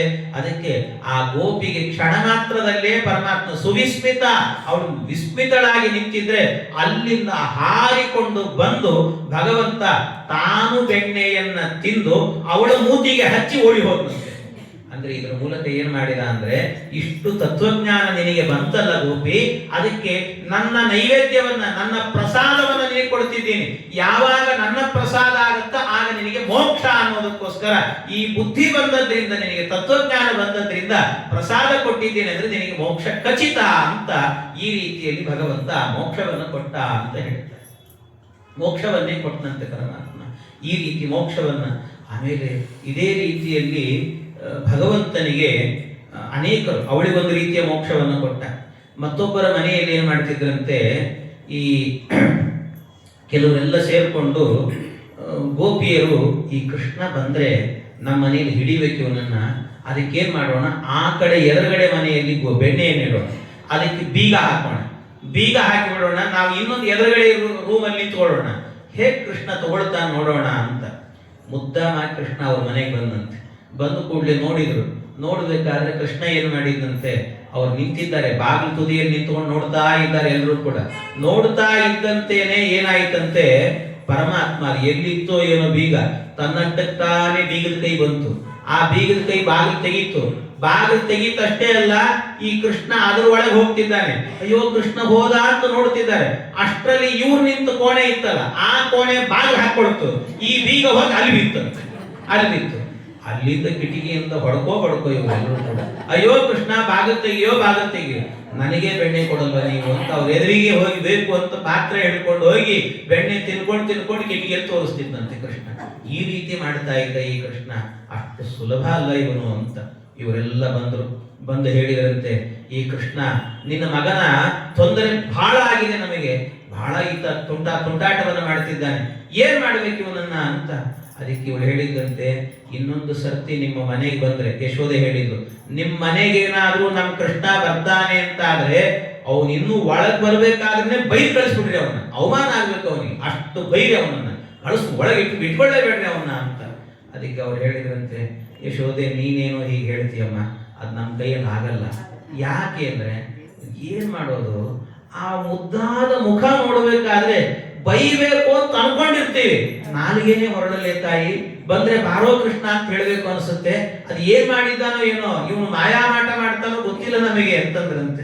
ಏನ್ ಮಾಡ್ತಾನೆ ಇವನು ಕೃಷ್ಣ ಅಂತ ಗೊತ್ತಾಗ್ತಾ ಇಲ್ಲ ನಮಗೆ. ಅದಕ್ಕೆ ಹಾಗಾದ್ರೆ ಬೈಲಿಕ್ಕಾಗಲ್ಲಲ್ವಾ, ಹೊಡೆದು ಬಿಡ್ರಿ ಅಂತ.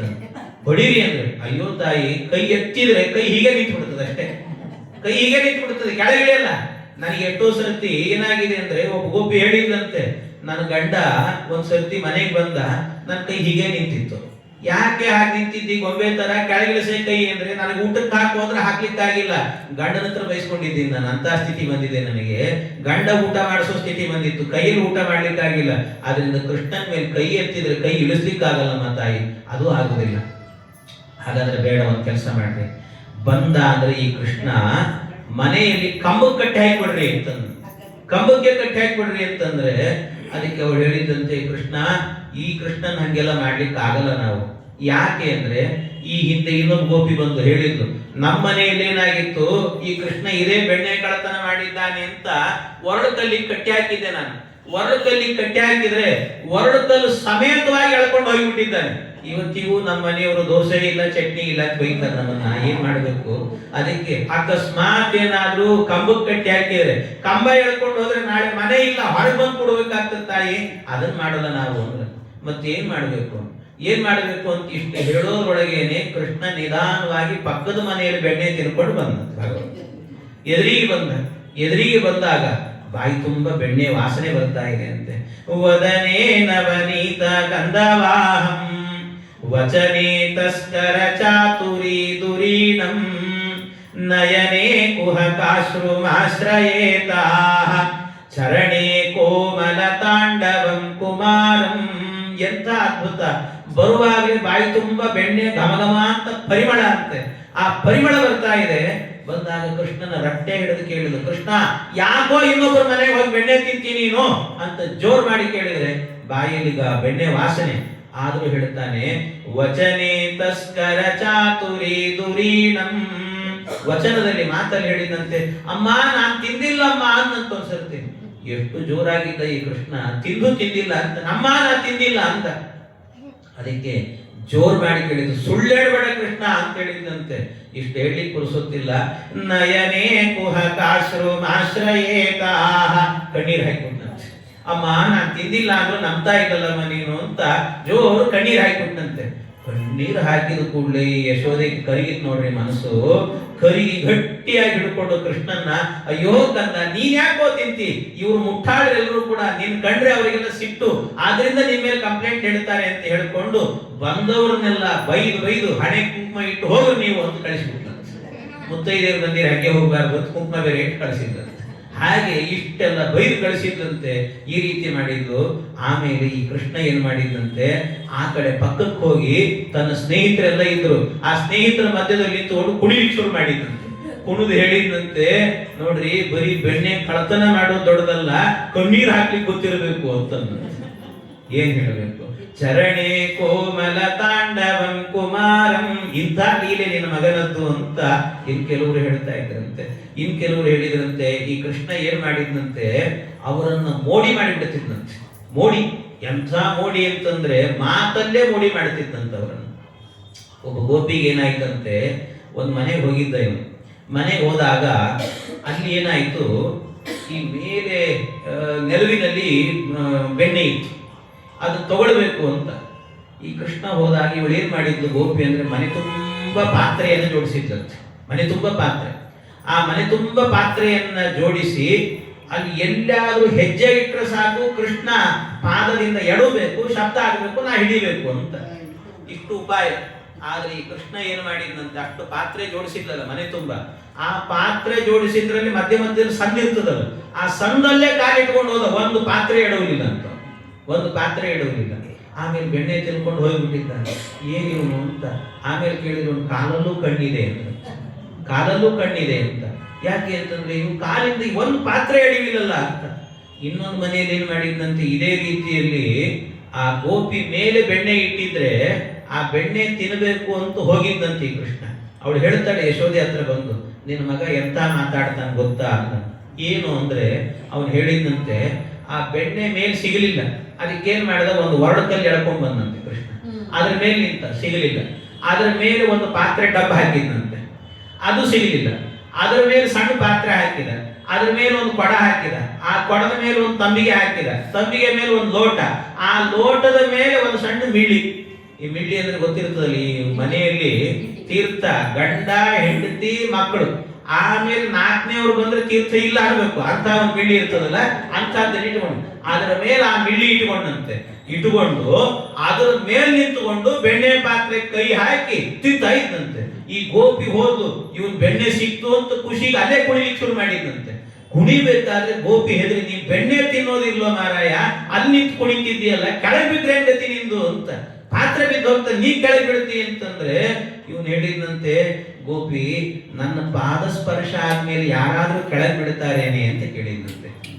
ಪಾದ ಸ್ಪರ್ಶ ಆದ್ಮೇಲೆ, ಪಾತ್ರೆಗೆ ನನ್ನ ಪಾದ ಸ್ಪರ್ಶ ಆಗಿದೆ, ಅದು ಹೇಗೆ ಕೆಳಗೆ ಬಿಡುತ್ತದೆ? ಜೀವನದಲ್ಲಿ ಯಾರು ನನ್ನ ಪಾದ ಹಿಡಿತಾರೋ ಅವ್ರು ಯಾರು ಜೀವನದಲ್ಲಿ ಕೆಳಗೆ ಬಿಡೋದೇ ಇಲ್ಲ ಅಂತ ಭಗವಂತ ಈ ಅರ್ಥದಲ್ಲಿ ಹೇಳ್ತಿದ್ದ.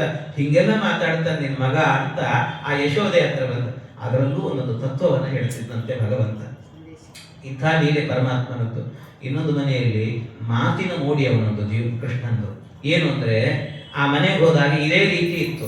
ಅದನ್ನ ಒಂದು ಒರಳುಕಲ್ ತಂದ. ಒರಳುಕಲ್ಲಿನ ಮೇಲೆ ನಿಂತು ಅದನ್ನ ಬೆಣ್ಣೆ ತಿನ್ನಬೇಕು ಅಂತ ಒರಳುಕಲ್ ನಿಧಾನ ಎಳ್ಕೊಂಡು ಬಂದಂತೆ.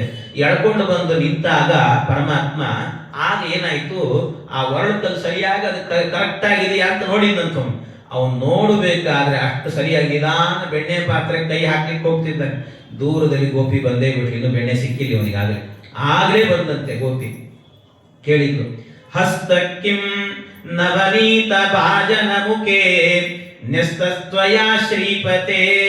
ಕೂಡಲೇ ಕೇಳಿದ್ದಂತೆ, ಕೃಷ್ಣ ನಮ್ಮನೆ ಪಾತ್ರೆ ಬೆಣ್ಣೆ ಪಾತ್ರೆಗೆ ನೀನ್ಯಾಕೋ ಕೈ ಹಾಕ್ತಾ ಇದ್ದಿ ಅಂತ ಕೇಳಿ, ನೀನ್ಯಾಕೆ ಕೈ ಹಾಕ್ತಾ ಇದ್ದಿ ಅಂತ ಕೇಳಿದ್ರೆ ಈ ಭಗವಂತ ಹೇಳಿದಂತೆ ಏನು ಉತ್ತರ ಕೊಡ್ತಾನೆ ನೋಡಿ. ಅವನು ಹೇಳ್ದ, ಇಲ್ಲ ಇಲ್ಲ, ನಮ್ಮ ಮನೆ ಕರು ಕಳೆದು ಹೋಗಿತ್ತು, ಅದನ್ನು ಹುಡುಕ್ತಾ ಇದ್ದೀನಿ ಅಂತ ಹೇಳಿದ್ದಂತೆ. ಕರು ಅಲ್ಲಿ ಇರ್ತಿತ್ತೆ, ಏನ್ ಮಾತಾಡಿದ್ಮೇಲೆ ಅಲ್ಲೋ ಕೃಷ್ಣ, ಕರು ಯಾಕೋ ಇಲ್ಲಿ ಇರ್ತದೆ ಅಂತಂದ್ರೆ ಅದೇ ಇಲ್ಲ ಇಲ್ಲ ಇಲ್ಲ ಅದಲ್ಲ ಅದಲ್ಲ ಅಂತಂದು. ಮತ್ತೆ ಏನು ಅಂದ್ರೆ, ಅಯ್ಯೋ ನಿನ್ನ ನೋಡ್ಬೇಕಾದ್ರೆ ಏನ್ ಮಾತಾಡ್ತೀನಿ ಅಂತ ಗೊತ್ತಾಗಲ್ಲ ಅಂತ. ಅದಕ್ಕೆ ಯಾಕೆ ಅಂತ ಕೇಳಿದ್ರೆ ಅವ್ನು ಹೇಳಿದಂತೆ, ನೋಡು ಗೋಪಿ, ನಾನು 2-3 ದಿವಸದಿಂದ ನೀನು ಹುಡುಕಿದೆ, ನೀನ್ ಕಾಣ್ಲೇ ಇಲ್ಲ. ಯಾಕೋ ಅಂದ್ರೆ ನಿನ್ನ ನೋಡ್ಬೇಕು ಅಂತಲೇ ಹುಡುಕಿದೆ ನಾನು ಅಂತ. ಕೃಷ್ಣ ನಿನ್ನ ನೋಡ್ಬೇಕು ಅಂತ ಹುಡುಕಿದೆ. ಯಾಕೋ ಅಂದ್ರೆ ನೀನ್ ಬಹಳ ಸುಂದರವಾಗಿರ್ತೀಯ ನೋಡ್ಲಿಕ್ಕೆ, ಅದಕ್ಕೆ ನಿನ್ನ ಹುಡುಕಿದೆ, ನೀನ್ ಸಿಗಲಿಲ್ಲ ನೋಡು ಅಂತ. ಈ ಹೆಣ್ಣು ಮಕ್ಕಳಿಗೆ ಸೌಂದರ್ಯ ಹೊಗಳಿದ್ರೆ ಸಾಕು ಬಿದ್ದೋಗ್ಬಿಡ್ತಾರಂತ. ಅದಕ್ಕೆ ಅವಳು ಪೂರ್ತಿ ಕ್ಲೀನ್ ಬೋಲ್ಡ್, ಅವಳು ಬೋಲ್ಡ್ ಆಗಬೇಕಾದ್ರೆ ಇವನು ಹೇಳಿದ ಕೃಷ್ಣ, ಅಲ್ಲ ಸರಿ, ನನ್ನನ್ನು ಹುಡುಕಬೇಕು ಅಂದ್ರೆ ನನ್ನನ್ನು ಹುಡುಕ್ತಾ ಹೋಗ್ಬೇಕು, ಬೆಣ್ಣೆ ಪಾತ್ರೆ ಕೆಳಗೆ ಹೊರಡಕಲ್ಲಿ ಯಾಕೋ ಇಟ್ಟಿ ನೀನು ಅಂತ ಕೇಳಿದ್ದಂತ.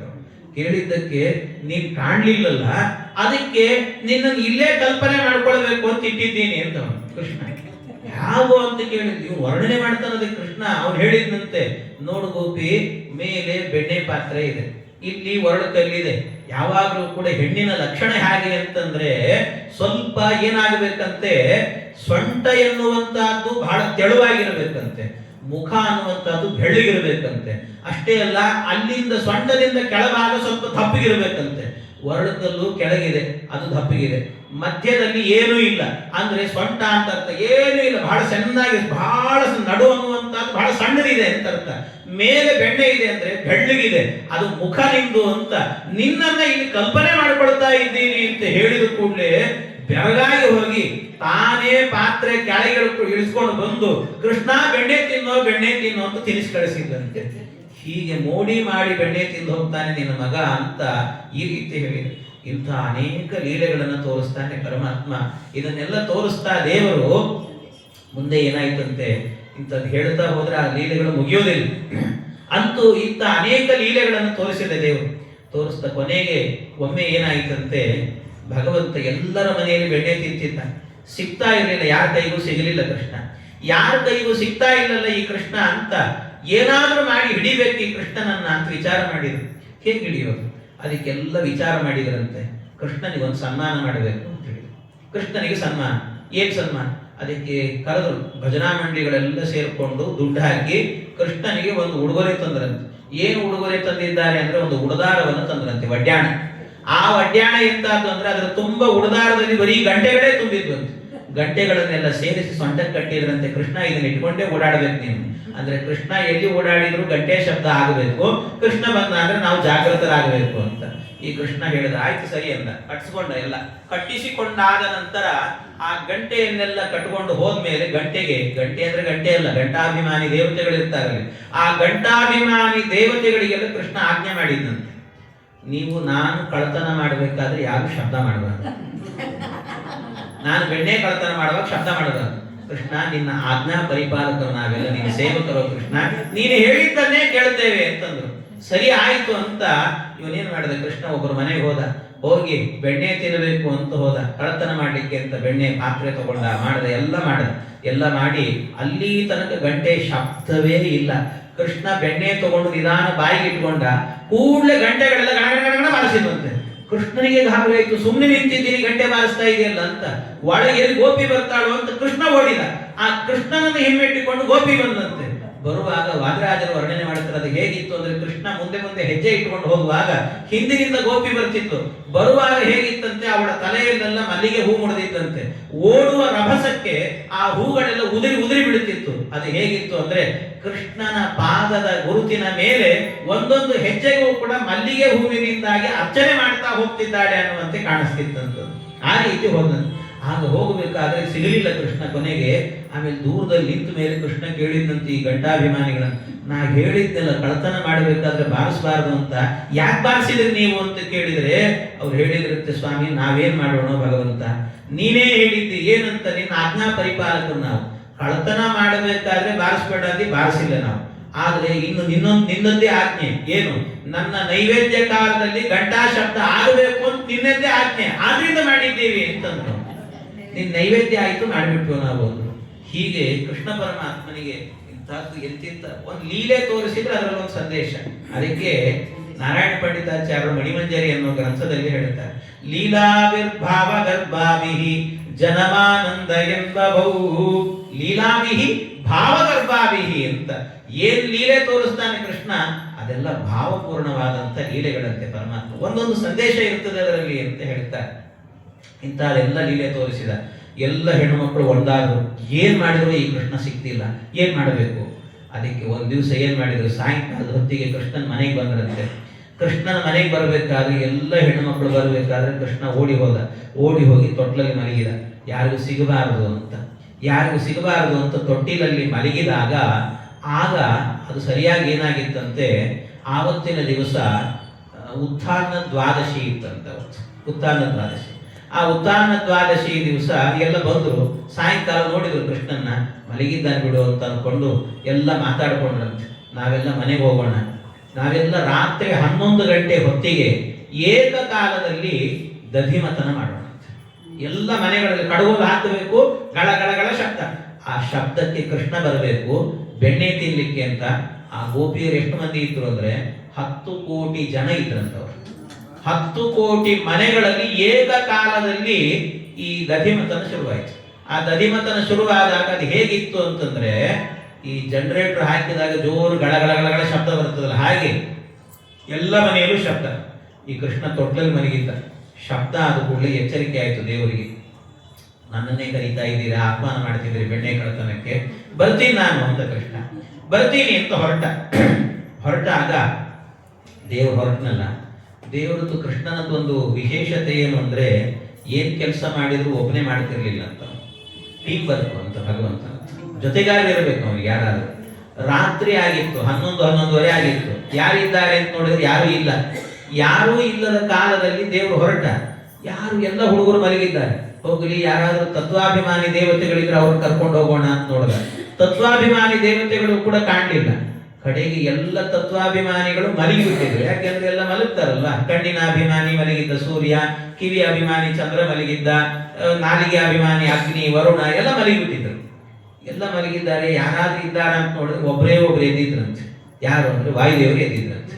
ಯಾಕೆ ಅವ್ರು ಮಲಗಲ್ ನೋಡ್ರಿ. ಅವರು ಮಲಗಿದವ್ರು ಹೇಳಲ್ಲ ಆಮೇಲೆ. ಆದ್ರಿಂದ ಅವ್ರು ಮಲಗಿರ್ಲಿಲ್ಲ ಪಾಪ. ಎದ್ದು ಕೂತಿದ್ರು. ಕೃಷ್ಣ ನೋಡಿದ, ವಾಯು ಬಾಯಿಲಿ ಅಂದ್ರು. ಏನು ಕೃಷ್ಣ? ಏನಿಲ್ಲ, ಬೆಣ್ಣೆ ಕಳತನ ಮಾಡ್ಲಿಕ್ಕೆ ಹೋಗ್ತಿದ್ದೀನಿ ನಾನು, ನನ್ನ ಜೊತೆಗೆ ಬಾ ನೀನು. ಅದಕ್ಕೆ ವಾಯುದೇವರು ಕೇಳ್ತಾರೆ, ಕೃಷ್ಣ ನೀನ್ ಕಳತನ ಮಾಡ್ತೀವ, ನಾ ಬಂದೇನ್ ಮಾಡ್ಲಿ ಅಂತ. ಕೃಷ್ಣ ಹೇಳಿದ, ನಾ ಕಳತನ ಮಾಡ್ತೀನಲ್ಲ, ಅದು ನೋಡು ಅಂದ್ರಂತೆ. ವಾಯುದೇವರು ಕುಣಿದು ಬಿಟ್ರಂತ ಒಂದ್ಸಲ. ಯಾಕೆ ಅಂದ್ರೆ ನಿಮಗೆಲ್ಲರಿಗೂ ಕೂಡ ಇವತ್ತು ಕೃಷ್ಣ ಬೆಣ್ಣೆ ಕಳತನ ಮಾಡಿದ್ದಾನೆ ಅನ್ನೋದನ್ನ ಕಿವಿಯಿಂದ ಕೇಳೋ ಯೋಗ ಅಷ್ಟೇ ನಿಮಗೆ. ಆದ್ರೆ ವಾಯುದೇವರು ಹೇಳ್ತಾರೆ, ನನಗೆ ಕಣ್ಣಿಂದ ನೋಡುವ ಯೋಗ ಇದು ಅಂತ. ಕಿವಿಯಿಂದ ಕೇಳಿದ್ರೇನೆ ನಮ್ಮ ಪಾಪಗಳೆಲ್ಲ ಹಾರಿ ಹೋಗುತ್ತಂತೆ. ರೋಣಾಂ ಹರ್ಷಣ ಕಾರಿಣಿ ಶ್ರವಣತಃ ಪಾಪೌಘ ವಿದ್ವಂಸಿನಿ ಪ್ರೇಮ್ನಾ ಚಿಂತಯತಾಂ ವಿಚಿತ್ರ ವಿಮಲಾ ಶ್ಲಾಘ್ಯಾರ್ಥ ಸಂದಾಯಿನಿ. ವಾದರಾಜರು ಹೇಳ್ತಾರೆ, ರೋಣಾಂ ಹರ್ಷಣ ಕಾರಿಣಿ ಶ್ರವಣತಃ ಪಾಪೌಘ ವಿದ್ವಂಸಿನಿ. ಪಾಪಗಳ ಸಮೂಹ, ದೊಡ್ಡ ರಾಶಿ.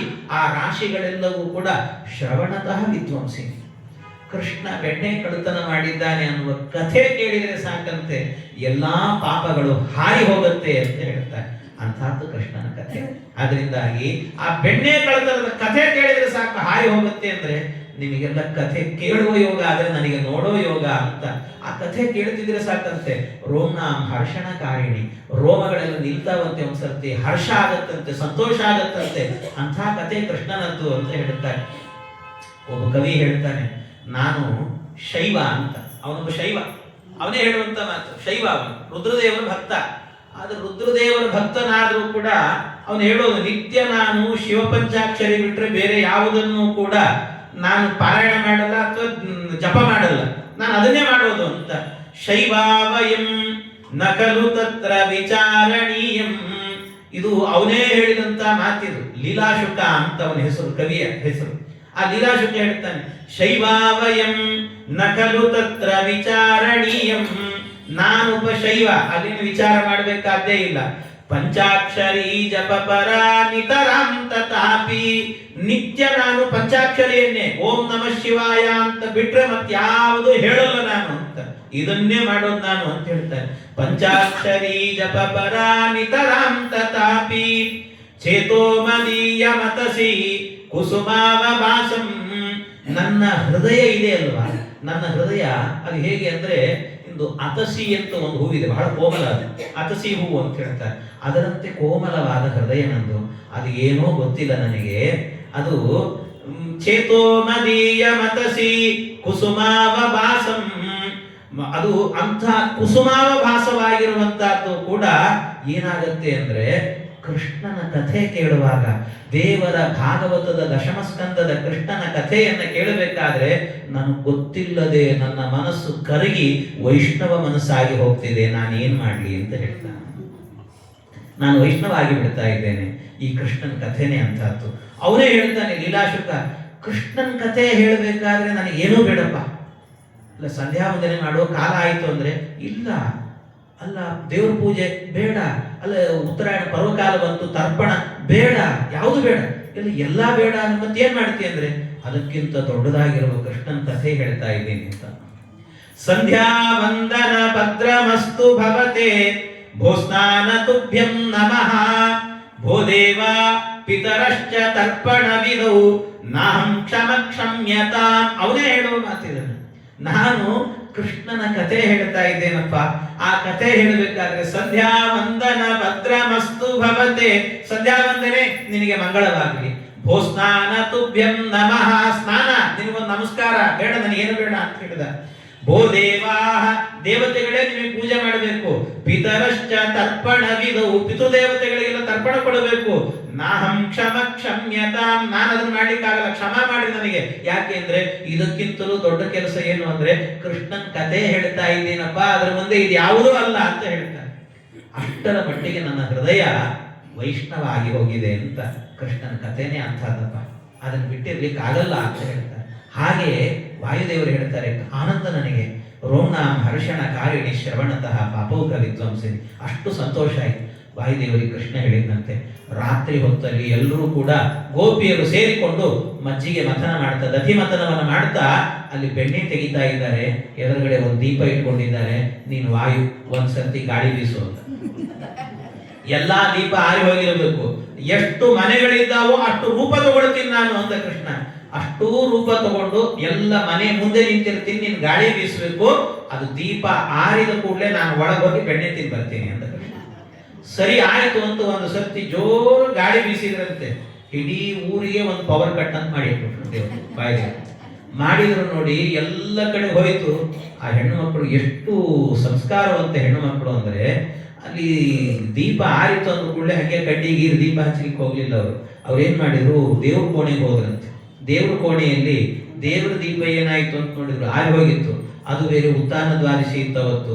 ಅದಕ್ಕೆ ಏನ್ ಮಾಡಿದ್ರಂತೆ, ಎಲ್ಲರೂ ಒಂದೊಂದು ನೆಲ್ಲಿಕಾಯಿ ಮೇಲೆ ದೀಪ ಹಚ್ಚಬೇಕು ಅಂತ, ಕೃಷ್ಣ ಬರಬೇಕು ಬೆಣ್ಣೆ ತಿಂದ್ಮೇಲೆ ಹಚ್ಚಬೇಕು ಅಂತ ಇಟ್ಟಿದ್ರು. ತುಪ್ಪವನ್ನ ಅದ್ದಿ ಬತ್ತಿಗೆ ಒಂದು ನೆಲ್ಲಿಕಾಯಿ ಇಟ್ಕೊಂಡು ಅದರ ಮೇಲೆ ಇಟ್ಕೊಂಡಿದ್ರಂತೆ. ಎಲ್ಲರೂ ಕೂಡ ದೀಪ ಹಚ್ಚಬೇಕು. ಅದನ್ನ ಹಚ್ಚಬೇಕಾದ್ರೆ ಹಂಗೆ ಹಚ್ಚಲಿಕ್ಕಿಲ್ಲ, ಕಡ್ಡಿ ಗೀಚಿ. ಮತ್ತೇನು, ಕಡ್ಡಿ ಗೀರ್ಬೇಕು, ಒಂದು ತುಳಸಿ ಕಾಷ್ಟ ತಗೊಳ್ಬೇಕು, ಅದನ್ನ ಎಣ್ಣೆಯಲ್ಲಿ ಅದ್ಬೇಕು, ಅದನ್ನ ಒದ್ದೆ ಮಾಡಿ ಆ ತುಳಸಿ ಕಾಷ್ಟಕ್ಕೆ ಹಚ್ಚಬೇಕು. ಆಮೇಲೆ ತುಳಸಿ ಕಾಷ್ಟದಿಂದಾಗಿ ಆ ದೀಪವನ್ನ ಹಚ್ಚಬೇಕು. ಇದು ದೀಪ ಹಚ್ಚುವಂತ ಕ್ರಮ, ಸಾಮಾನ್ಯ ಕ್ರಮ ಇದೆ. ಹಾಗೆ ಅದನ್ನೆಲ್ಲ ದೀಪ ಹಚ್ಚಿದ್ರಂತೆ. ಅಷ್ಟು ಹಚ್ಚಿ ಅವರೆಲ್ಲ ದೀಪವನ್ನ ಹಚ್ಚಿ ಉತ್ಥಾನ ದ್ವಾದಶಿ ದಿವಸ ಇದನ್ನೆಲ್ಲ ನೆಲ್ಲಿಕಾಯಿಗಳನ್ನಿಟ್ಟು ದೀಪವನ್ನ ಬೆಳಗಿ ಅವರು ಒಳಗಿಂದ ಹೊರಗೆ ಬರೋದ್ರೊಳಗೇನೆ ಕೃಷ್ಣ ಎಲ್ಲರ ಮನೆ ಬೆಣ್ಣಿ ಖಾಲಿ ಮಾಡಿದ್ದ, ಹೋಗ್ಬಿಟ್ಟಿದ್ದ ಕೃಷ್ಣ. ನಿದ್ದೆಯಿಂದ ಮೇಲೆದ್ದ ಕಂದ ದದಿ ಮಥನ ಶಬ್ದದಿಂದ ಮೆಲ್ಲ ನಿಟ್ಟ ತನ ಪಾದ ಪಲ್ಲವನು ಗೊಲ್ಲೆ ಗೃಹದ ಕಡೆಗೆ ಸಾಟಿ ಸಿಗದ ತನ ವದನದಿಂದ ಆ ವಾಯು ದೀಪ ಊದಿ ಬೆಣ್ಣೆ ಮೆದ್ದ ಶ್ರೀಕೃಷ್ಣ ಕಂದ ನಮನೆಂದು ಸಲಹುತ್ತಿರಲಿ. ಈ ಕೃಷ್ಣ ಬೆಣ್ಣೆ ಕಳತನ ಮಾಡಿ ಹೋದ, ಸಿಗ್ಲೇ ಇಲ್ಲ ಯಾರಿಗೂ ಕೂಡ ಭಗವಂತ. ಇಲ್ಲ, ಎಲ್ರೂ ಅಯ್ಯೋ ಕೃಷ್ಣ ಬೆಣ್ಣೆ ಕಳತನ ಮಾಡಿ ಹೋದಿ, ಸಿಗ್ಲೇ ಇಲ್ಲರೋ ನಮಗೆ, ಏನೋ ಮಾಡ್ಬೇಕು ನೀನು. ಇಲ್ಲೂ ನಮಗೊಂದು ಸಂದೇಶ ಕೊಟ್ಟಿದ್ದ. ಲೀಲಾವಿರ್ ಭಾವಗರ್ಭಾವಿಹಿ ಜನಮಾನಂದ ಎಂಬಭೋ ಅಂತ ಇಲ್ಲೂ ಸಂದೇಶ ಕೊಡ್ತಾನೆ ಪರಮಾತ್ಮ. ಏನ್ ಸಂದೇಶ ಅಂದ್ರೆ ದೇವರು ಹೇಳ್ತಾನೆ, ಭಗವಂತ ನೀವು ನಿಮ್ಮ ನಿಮ್ಮ ಮನೆಗಳಲ್ಲಿ ಉತ್ಥಾನ ದ್ವಾದಶಿ ಬಂದಾಗ ಅಥವಾ ಕಾರ್ತೀಕ ಮಾಸ ಬಂದಾಗ ಅಥವಾ ಪ್ರತಿನಿತ್ಯವೂ ಕೂಡ ಧಾತ್ರಿ ಅಂದ್ರೆ ಆ ನೆಲ್ಲಿಯಲ್ಲಿ ದೀಪವನ್ನ ಹಚ್ಚಿ ದೇವರ ಎದುರಲ್ಲಿ ಇಟ್ಟರೆ ನಿಮ್ಮ ಮನೆಗೆ ನಾನೇ ಬಂದು ಬೆಣ್ಣೆ ಕಳ್ಳತನ ಮಾಡ್ಕೊಂಡು ಹೋಗ್ತೀನಿ ಅಂತ. ಅಂದ್ರೆ ಅರ್ಥ ಏನು ಗೊತ್ತಾ?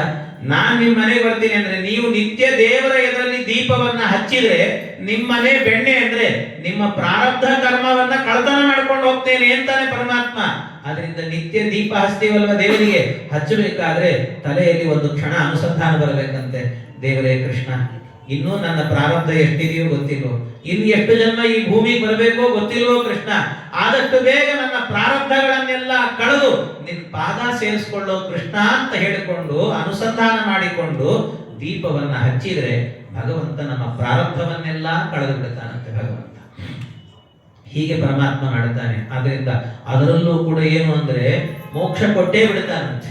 ಅದರಲ್ಲಿ ಏನು, ಉತ್ಥಾನ ದ್ವಾದಶಿ ದಿವಸ ನೆಲ್ಲಿಕಾಯಿ ಇರ್ತದಲ್ಲ, ಅದರ ಮೇಲೆ ತುಪ್ಪವನ್ನ ನೆನೆಸಿದ ಬತ್ತಿಯನ್ನ ಇಟ್ಟು ದೇವರಿಗೆ ಒಂದು ಆರತಿಯನ್ನ ಮಾಡಿಬಿಟ್ರೆ ದೇವರಿಗೆ ಮೋಕ್ಷವೇ ಗ್ಯಾರಂಟಿ. ವಾದರಾಜರು ಹೇಳ್ತಾರೆ, ಧಾತ್ರಿ ಸಕಲ ಗುಣ ಪಾತ್ರಿ ನಂಬಿದವರಿಗೆ ಮೋಕ್ಷ ಖಾತ್ರಿ. ಅವರಿಗೆ ಖಾತ್ರಿ ಅಂತೆ ಮೋಕ್ಷ ಅಂತ ಹೇಳ್ತಾರೆ. ಧಾತ್ರಿಯಲ್ಲಿ ಏನಾದ್ರೂ ಕೂಡ ನೀವು ದೀಪವನ್ನ ಹಚ್ಚಿದ್ರಿ ಅಂತಾದ್ರೆ ಅವಳು ಸಕಲ ಗುಣ ಪಾತ್ರಿ, ಅವಳು ನಂಬಿದರೆ ಮೋಕ್ಷ ಖಾತ್ರಿ ಅಂತ ಹೇಳ್ತಾರೆ ವಾದರಾಜರು. ಹಾಗೆ ಅಂಥ ಮೋಕ್ಷವನ್ನ ಕೊಡ್ತಾನೆ ಭಗವಂತ ಅಂತ. ಇದನ್ನೆಲ್ಲ ಅವನು ಭಗವಂತ ತೋರಿಸಿರುವಂತ ಲೀಲೆಗಳು. ಇಂಥ ಅನೇಕ ಲೀಲೆಗಳನ್ನು ತೋರಿಸ್ತಾನೆ ದೇವರು. ಮುಂದೆ ಸ್ವಲ್ಪ ಅವತ್ತು ಮರುದಿವಸ ಏನ್ ಮಾಡಿದ್ರಂತೆ, ಎಲ್ಲ ಗೋಪಿಯರು ಬಂದು ಕೃಷ್ಣನ ಮನೆಯ ಮುಂದೆ ಕೂತ್ಕೊಂಡಿದ್ದಾರಂತೆ. ಕೃಷ್ಣ, ನಾವೆಲ್ಲ ಧರಣಿ ಕೂತ್ಕೊಳ್ತೀವಿ, ಸ್ಟ್ರೈಕ್ ಮಾಡ್ತೀವಿ ಅಂದ್ರಂತೆ ಕೃಷ್ಣನಿಗೆ. ಯಾಕೆ ಅಂದ್ರೆ ನೀನ್ ಬೆಣ್ಣೆ ಕಳ್ಳತನ ಮಾಡಿದಿ, ನಮ್ ಕೈ ಸಿಕ್ಕಿಲ್ಲ, ಅದಕ್ಕೆ ನಾವು ಬೆಣ್ಣೆನೇ ಕಡಿಯಲ್ಲ ಅಂತ ನಾವು ಸ್ಟ್ರೈಕ್ ಮಾಡ್ತೀವಿ ಅಂತ. ಕೃಷ್ಣ ಹೇಳಿದ, ನೀವು ಸ್ಟ್ರೈಕ್ ಮಾಡಿದ್ರೆ ನಮಗೇನು ಬರಲ್ವಾ ಮಾಡ್ಲಿಕ್ಕೆ, ನಾನು ಮಾಡ್ತೀನಿ ಅಂದ ಕೃಷ್ಣ. ನೀವು ಕಡಿಯಲ್ಲ ಅಂದ್ರೆ ನಾನು ಕದಿಯಲ್ಲ ಅಂದ ಭಗವಂತ. ನಾನು ಕದಿಯೋದೇ ನಿಲ್ಲಿಸ್ಬಿಡ್ತೀನಿ. ಯಾಕೆಂದ್ರೆ ಕೃಷ್ಣ ಕದಿಲಿಲ್ಲ ಅಂದ್ರೇನೆ ಎಷ್ಟೋ ಜನ ದುಃಖ ಪಡ್ತಿದ್ರಂತೆ. ಎಷ್ಟೋ ಜನ ದುಃಖ ಪಡೋರು.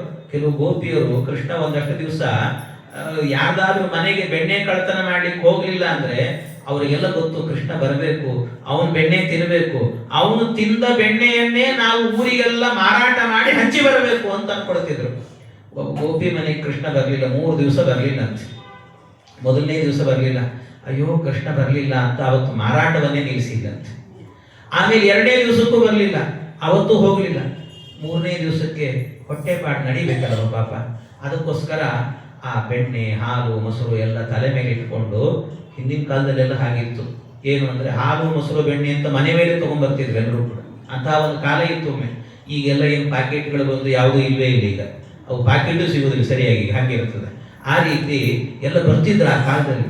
ಆ ಕಾಲದಲ್ಲಿ ಬರಬೇಕಾದ್ರೆ ಇವಳು ಏನ್ ಮಾಡಿದ್ದಂತೆ, ಎಲ್ಲ ಹಾಲು ಮೊಸರು ಬೆಣ್ಣೆಗಳನ್ನೆಲ್ಲ ಇಟ್ಕೊಂಡಿದ್ದಾಳೆ. ಆದ್ರೆ ಮಾರಾಟಕ್ಕೆ ಹೋಗಿದ್ದಾಳೆ, ಕೃಷ್ಣ ಬರಲಿಲ್ಲ ಅನ್ನೋದನ್ನೇ ಮನಸ್ಸಲ್ಲಿ ಇಟ್ಕೊಂಡಿದ್ದಾಳೆ. ಕೃಷ್ಣನ ಪಾದಸ್ಮರಣೆ ಮಾಡ್ತಾ ಇದ್ದಾಳೆ. ಕೃಷ್ಣ ಕೃಷ್ಣ ಕೃಷ್ಣ ಕೃಷ್ಣ, ಇದು ಬಿಟ್ಟರೆ ಇನ್ನೇನು ಇಲ್ಲ ಅವಳಿಗೆ. ಅದನ್ನ ಅನ್ಕೊಂಡು ಹೋಗ್ತಾ ಇದ್ದಾಳಂತೆ. ವಿಕ್ರೀತು ಕಾಮ ಕಿಲ ಗೋಪ ಕನ್ಯಾ ಮುರಾರಿ ಪಾದಾರ್ಪಿತ ಚಿತ್ತವೃತ್ತಿ ದದ್ಯಾದಿಕಂ ಮೋಹವಶಾದವೋಚತ್. ಎಂಥ ಮಾತು! ವಿಕ್ರೀತು ಕಾಮ ಕಿಲ ಗೋಪ ಕನ್ಯಾ. ವಿಕ್ರೀತು ಅಂದ್ರೆ ಮಾರಾಟ ಮಾಡ್ಲಿಕ್ಕೆ ಹೋಗಿದ್ದಾಳಂತೆ, ವಿಕ್ರಯಣ ಮಾಡ್ಲಿಕ್ಕೆ ಹೋಗಿದ್ದಾಳೆ. ಹೋದಾಗ ಆದ್ರೆ ಮನಸ್ಸಿನಲ್ಲಿ ಮಾತ್ರ ಕೃಷ್ಣನ್ ಪಾದ ಇಟ್ಕೊಂಡಿದ್ದಾಳೆ. ಮುರಾರಿ ಪಾದಾರ್ಪಿತ ಚಿತ್ತವೃತ್ತಿ, ಎಲ್ಲ ತನ್ನ ಚಿತ್ತದಲ್ಲಿ ಮುರಾರಿ ಪಾದಸ್ಮರಣೆನೆ ಮಾಡ್ತಾ ಇದ್ದಾಳೆ. ಆದ್ರೆ ದಾರಿಯಲ್ಲಿ ಹೋಗುವಾಗ ಕೂಗ್ಬೇಕಲ್ಲ, ಹಾಲು ಮೊಸರು ಬೆಣ್ಣೆ ತುಪ್ಪ ಅಂತ ಕೂಗ್ಬೇಕಲ್ಲ. ಕೂಗ್ಬೇಕಾದ್ರೆ ಅವಳಿಗೆ ಗೊತ್ತಿಲ್ಲದೆ ಒಳಗೆ ಹೃದಯದಲ್ಲಿ ಕೃಷ್ಣನ ಪಾದಸ್ಮರಣೆ ಮಾಡ್ತಿದ್ದಾಳೆ. ದದ್ಯಾದಿಕಂ ಮೋಹವಶಾದವೋಚತ್. ಹಾಲು ಮೊಸರು ತುಪ್ಪ ಅನ್ನೋದ್ರ ಬದಲಾಗಿ ಏನ್ ಮಾಡಿದಂತೆ, ದದ್ಯಾದಿಕಂ ಮೋಹವಶಾದವೋಚತ್. ಶ್ರೀಕೃಷ್ಣ ದಾಮೋದರ ಮಾಧವೇತಿ. ಕೃಷ್ಣನ್ ತಂದಿದ್ದೀನಿ, ದಾಮೋದರನ್ ತಂದಿದ್ದೀನಿ, ಮಾಧವನ್ ತಂದಿದ್ದೀನಿ, ತಗೊಳ್ರಿ ಅಂತ ಹೇಳ್ತಾ ಇದ್ದಂತೆ. ಎಷ್ಟು ಮೋಹಿತರಾಗಬೇಕು ಕೃಷ್ಣನ ಮಾತುಗಳಿಗೆ, ಕೃಷ್ಣನ ಆಟಗಳಿಗೆ, ಕೃಷ್ಣನ ತುಂಟಾಟಗಳಿಗೆ, ಅಷ್ಟು ಮೋಹಿತಳಾಗಿದ್ದಂತೆ. ಅದರಿಂದ ಕೃಷ್ಣ ಹೋಗ್ಲಿಲ್ಲ ಅಂದ್ರೆ ದುಃಖ ಪಡುವವರೇ ಎಷ್ಟೋ ಜನ. ಅದಕ್ಕೆ ಕೃಷ್ಣ ನಾನು ಕದಿಯಲ್ಲ ಅಂದ ಭಗವಂತ. ಕದಿಯಲ್ಲ ಅಂದ ಕೂಡಲೇ ಇವರೆಲ್ಲ ಹೋದ್ರು ಮನೆಗೆ. ಆದರೆ ಬಲರಾಮ ನೋಡಿಬಿಟ್ಟ ಒಂದ್ಸರ್ತಿ. ಬಲರಾಮ ಹೇಳಿದಂತೆ, ಕೃಷ್ಣ ನೋಡು, ನೀನು ಬೆಣ್ಣೆ ಕಳ್ಳತನ ಮಾಡಲ್ಲ ಅಂದಿ, ನಾಳೆಯಿಂದ ಎಲ್ಲಿಯಾದರೂ ಹೋದ್ರೆ ಹುಷಾರ್ ಅಂತಂದು. ಆಯ್ತಣ್ಣ, ನಾನೆಲ್ಲೂ ಹೋಗಲ್ಲ. ಆಯ್ತು ಅಂತ ಮನೆಯಲ್ಲಿರುವಾಗ ನಿಧಾನವಾಗಿ ಕೃಷ್ಣ ಹೊರಗೆ ಹೆಜ್ಜೆ ಇಟ್ಕೊಂಡು ಹೋಗ್ತಿದ್ದಂತೆ. ಹೋಗ್ಬೇಕಾದ್ರೆ ಬಲರಾಮ ನೋಡ್ದ, ಕೃಷ್ಣ ಎಲ್ಲಿ ಹೋಗ್ತಿದ್ದಿ? ಅಯ್ಯೋ ಅಣ್ಣ, ನಾನು ಯಾರ ಮನೆ ಬೆಣ್ಣೆ ತಿನ್ಲಿಕ್ಕೆ ಹೋಗ್ತಿಲ್ಲ, ಇಲ್ಲೇ ಅಂಗಳದಲ್ಲಿ ಆಟ ಆಡಬೇಕು ಅಂತ ಹೋಗ್ತಿದ್ದೀನಿ, ಬೇಕಾದ್ರೆ ನೀನು ನನ್ನ ಜೊತೆಗೆ ಬಾ ಅಂತ ಹೇಳಿ ಆಯ್ತು ಅಂತ ಕರ್ಕೊಂಡು ಹೋದ. ಹೋಗಿ ಅಂಗಳದಲ್ಲಿ ಒಂದು ಹಿಡಿ ಮಣ್ಣು ತಗೊಂಡು ಅಷ್ಟು ಬಾಯಿಗೆ ಹಾಕೊಂಡಂತೆ. ಅಣ್ಣ, ಇದು ಯಾರ ಮನೆ ಬೆಣ್ಣೆ ಅಲ್ಲ, ಯಾರು ಬೇಕಾದ್ರೆ ತಿನ್ಬೋದು ನೋಡು ಅಂತ. ಸಿಟ್ಟು ಗೊತ್ತೀವಿ, ನನ್ನ ಎದುರಿಗೆ ಮಣ್ಣು ತಿಂದು ಹೀಗೆಲ್ಲ ಹೇಳ್ತೀಯನೋ, ನಿಲ್ಲು, ಅಮ್ಮನಿಗೆ ಹೇಳ್ತೀನಿ, ನಾನು ಕಂಪ್ಲೇಂಟ್ ಮಾಡ್ತೀನಿ ಅಂತ ಓಡಿ ಹೋಗಿ ಯಶೋಧಾದೇವಿಗೆ ಹೇಳಿದ, ಕೃಷ್ಣೇನಾಂಬಗತೆ ನರಂತು ಮಧುನಾ ಮೃದ್ಭಕ್ಷಿತಾ ಸ್ವೇಚ್ಛಯಾ ತಥ್ಯಂ ಕೃಷ್ಣ ಕಯೇವ ಮಾಹಮುಸಲಿ ಮಿಥ್ಯಾಂಬ ಪಶ್ಯಾನನಂ ವ್ಯಾದೇಹೀತಿ ವಿದಾರಿತೆ ಚ ವದನೆ ದೃಷ್ಟ್ವಾ ಸಮಸ್ತಂ ಜಗತ್ ಮಾತಾ ಯಸ್ಯ ಜಗಾಮ ವಿಸ್ಮಯ ಪದಂ ಪಾಯಾತ್ಸವ ಶ್ರೀಪತಿ. ಭಗವಂತ ಕೃಷ್ಣ ಪರಮಾತ್ಮ ಮಣ್ಣು ತಿಂದಿದ್ದಾನೆ, ಆಡೋಣ ಬಾ ಅಂತ ಆಟ ಆಡ್ಲಿಕ್ಕೆ ಅಂತ ಕರ್ಕೊಂಡು ಹೋದ. ಬಾಯಿ ತುಂಬಾ ಮಣ್ಣು ಹಾಕೊಂಡಿದ್ದಾನಮ್ಮ ಈ ಕೃಷ್ಣ. ಆಡಲೊರಟ ಶ್ರೀ ಕೃಷ್ಣ ನಂಗಳದಿ ಮಣ್ಣು ಮಿದ್ದಾನಮ್ಮ. ಆ ಬಲರಾಮ ಹೋಗಿ ಹೇಳ್ತಾ ಇದ್ದಾನಂತೆ. ಕೂಡ್ಲೆ ಓಡಿ ಬಂದು ಕೇಳ್ತಾಳೆ, ಕೃಷ್ಣ ಯಾಕೋ ಮಣ್ಣು ತಿಂದೆ ನೀನು ಅಂತ ಕೇಳಿದ್ರು.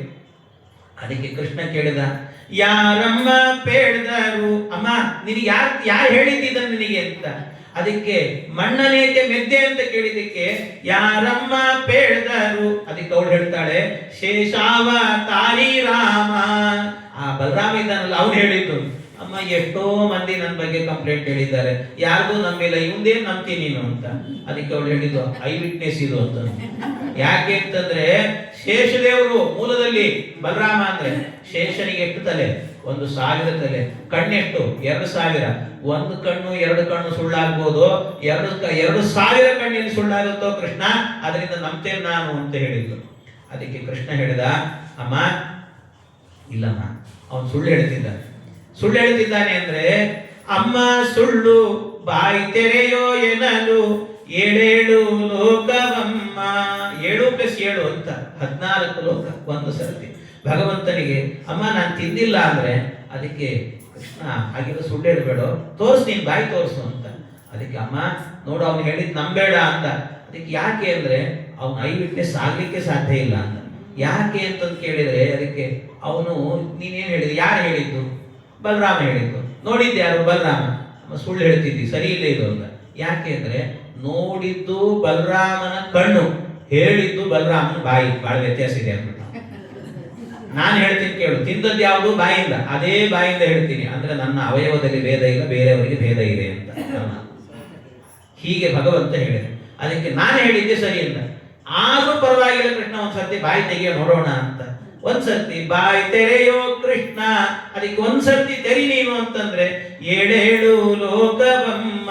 ಒಳಗೆ ಲೋಕಗಳನ್ನ ಎಂಥ ಅದ್ಭುತವಾಗಿ ತೋರಿಸಿದ ಸ್ವಾಮಿ ಅಂದ್ರೆ ಭಗವಂತ ಇದರ ಮೂಲಕ ತೋರಿಸ್ತಾನೆ. 14 ಲೋಕಗಳನ್ನು ತೋರಿಸಿದಂತೆ. ಅದನ್ನು ತೋರಿಸೋದ್ರ ಮೂಲಕ ಜಗತ್ತಿಗೆ ಸಂದೇಶ ಕೊಟ್ಟ.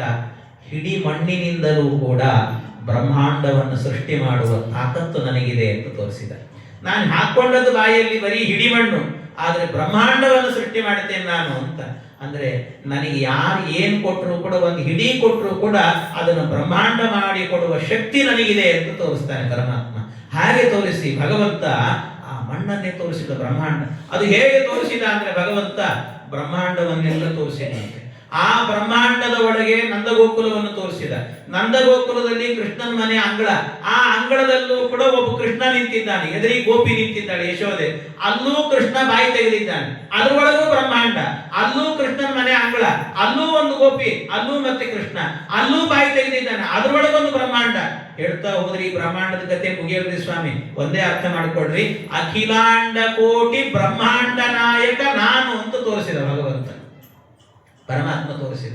ಇಷ್ಟು ತೋರಿಸಿದಾಗ ಒಮ್ಮೆ ಗಾಬರಿ ಆದವಳು. ಈ ಕೃಷ್ಣ ನನ್ನ ಮಗ ಅಂತ ತಿಳ್ಕೊಂಡಿದ್ನಲ್ಲೋ, ಇವನ್ ನನ್ನ ಮಗ ಅಲ್ಲ, ಇವನು ನಮ್ಮ ಅಪ್ಪ ಇವನು ಅಂತ ತಿಳ್ಕೊಂಡವಳು. ನಮ್ಮಪ್ಪ ಇವನ್ ನಾನ್ ಸೃಷ್ಟಿ ಮಾಡಿದ್ದೇನೆ ಅಂತ ತಿಳ್ಕೊಂಡು ಆ ಜಗವ ಕಂಡ ಆಶ್ಚರ್ಯಗೊಂಡ ಜನನಿಗೆ ಜನಕನಮ್ಮ. ಈ ಜನನಿಗೆ ಜನಕನಾಗಿದ್ದಾನೆ ಇವನು ಅಂತ ಗೊತ್ತಾಯ್ತು ಅವಳಿಗೆ. ನಮ್ಮಪ್ಪ ಇವನು ಅಂತ ಅನ್ನಿಸ್ತು. ಮೂರ್ಛೆ ಬಂದು ಕೆಳಗೆ ಬಿದ್ದಂತೆ. ಬಿದ್ದು ಕೂಡಲೇ ಕೃಷ್ಣ ನೋಡಿದ. ನೋಡಿ ಅಮ್ಮ, ನಿನಗೆ ಇಷ್ಟು ಬೇಗನೆ ನಾನು ದೇವರು ಅನ್ನುವ ತತ್ವಜ್ಞಾನ ಕೊಡಲ್ವೇ ನಿನಗೆ?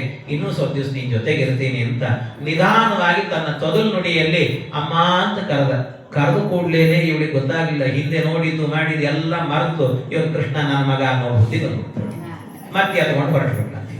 ಈ ರೀತಿಯಲ್ಲಿ ಈ ಕೃಷ್ಣ ಮಾಡಿದ ಲೀಲೆಗಳೆಲ್ಲವೂ ಕೂಡ ಒಂದೇ ಎರಡೇ. ಮೇಲೆ ಎತ್ಕೊಂಡು ಹೋದಾಗ ಭಗವಂತ ಆಗ ಅಷ್ಟು ತಿಂದಿದ್ದಾನೆ, ಮಾಡಿ ತಿಂದಿದ್ದಾನೆ, ಹೊಟ್ಟೆಯಲ್ಲಿ ಬ್ರಹ್ಮಾಂಡ ತೋರಿಸಿದ್ದಾನೆ.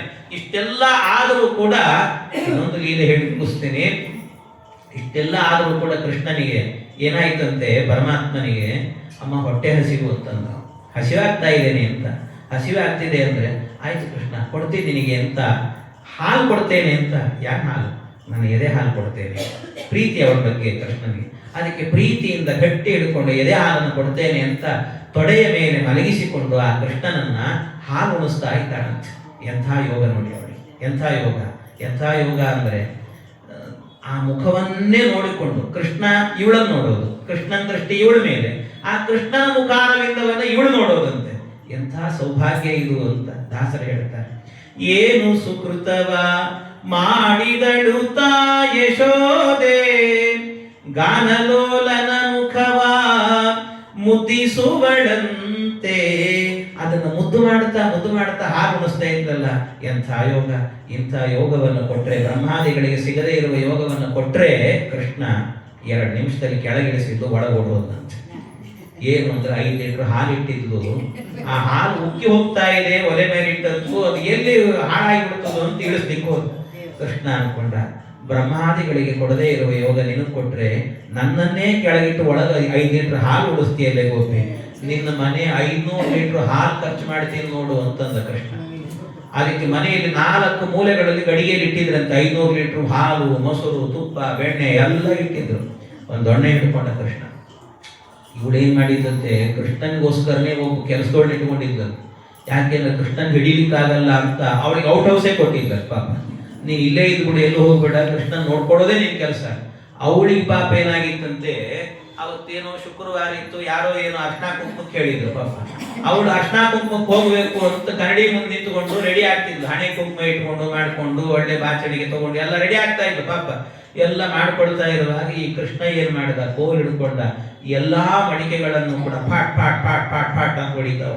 ಇಡೀ ಮನೆ ತುಂಬಾ ಹಾಲು, ಮೊಸರು, ಬೆಣ್ಣೆ, ತುಪ್ಪ ಎಲ್ಲ ತೇಲಾಟಕ್ಕೆ ಪಂಚಾಮೃತ ಮಾಡಿಟ್ಬಿಟ್ಟಂತೆ. ಪಂಚಾಮೃತ ಸ್ವಿಮ್ಮಿಂಗ್ ಪೂಲ್, ಅದರಲ್ಲಿ ಮುಳುಗೋದು ಹೇಳೋದು ಕೃಷ್ಣ. ನನಗೆ ಯಾರು ಪಂಚಾಮೃತ ಮಾಡಿಲ್ಲ, ನಾನೇ ಮಾಡ್ಕೋತೀನಿ ಅಂತಂಬೇಕು. ಇಷ್ಟೆಲ್ಲ ಮಾಡಿದ ಕೃಷ್ಣ. ಆ ಹುಡುಗಿ ಕೇಳಿಸ್ತು ಧ್ವನಿ ಗೋಪಿಗೆ.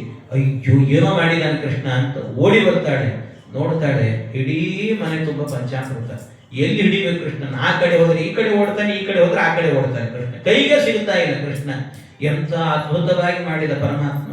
ನಕ್ಷತ್ರ ಸುತನನುಜನೊಂದು ದಿನ ನಕ್ಷತ್ರದೊಳಗಿದ್ದ ಬೆಣ್ಣೆಯನ್ನು ತನ್ನಕ್ಷತ್ರದಿಂದ ತನ್ನಕ್ಷತ್ರಕ್ಕೆ ಬಂದಂತೆ ಎಸೆಯುತ್ತಿರಲು ಆ ಸಪ್ಪಳಂ ನಕ್ಷತ್ರವಂ ಪಿಡಿದಿದ್ದ ನಕ್ಷತ್ರಾಖ್ಯ ನಕ್ಷತ್ರ ರಾಜಮುಖಿಯೋರ್ವಳು ನಕ್ಷತ್ರ ಶಯನಂ ಕರೆ ನಕ್ಷತ್ರವಂ ಕೊಟ್ಟು ನಕ್ಷತ್ರವಂ ಕೊಡದೆ ಎಲ್ಲೆಡೆಯಲ್ಲೂ ತಿರುಗಿ ತನ್ನ ನಿಜ ಮಂದಿರದ ನಕ್ಷತ್ರದೊಡುವಿಂದ ಶ್ರೀಕೃಷ್ಣ ರಕ್ಷಿಸಲಿ ಎಮ್ಮ ನನವರತ.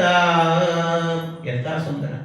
ನಕ್ಷತ್ರ ಸುತನನುಜನೊಂದು ದಿನ ನಕ್ಷತ್ರ ರೋಹಿಣಿ ನಕ್ಷತ್ರ, ಅವಳ ಸುತ ಬಲರಾಮ ದೇವರು, ಅವನ ಅನುಜ ಕೃಷ್ಣ ಪರಮಾತ್ಮನು ಒಂದು ದಿನ, ಯಾವತ್ತು ಯಶೋದೆ ಕೆಳಗಿದ್ದಲ್ಲ ಕೃಷ್ಣನ, ಆವತ್ತು ಏನ್ ಮಾಡಿದ ಕೃಷ್ಣ?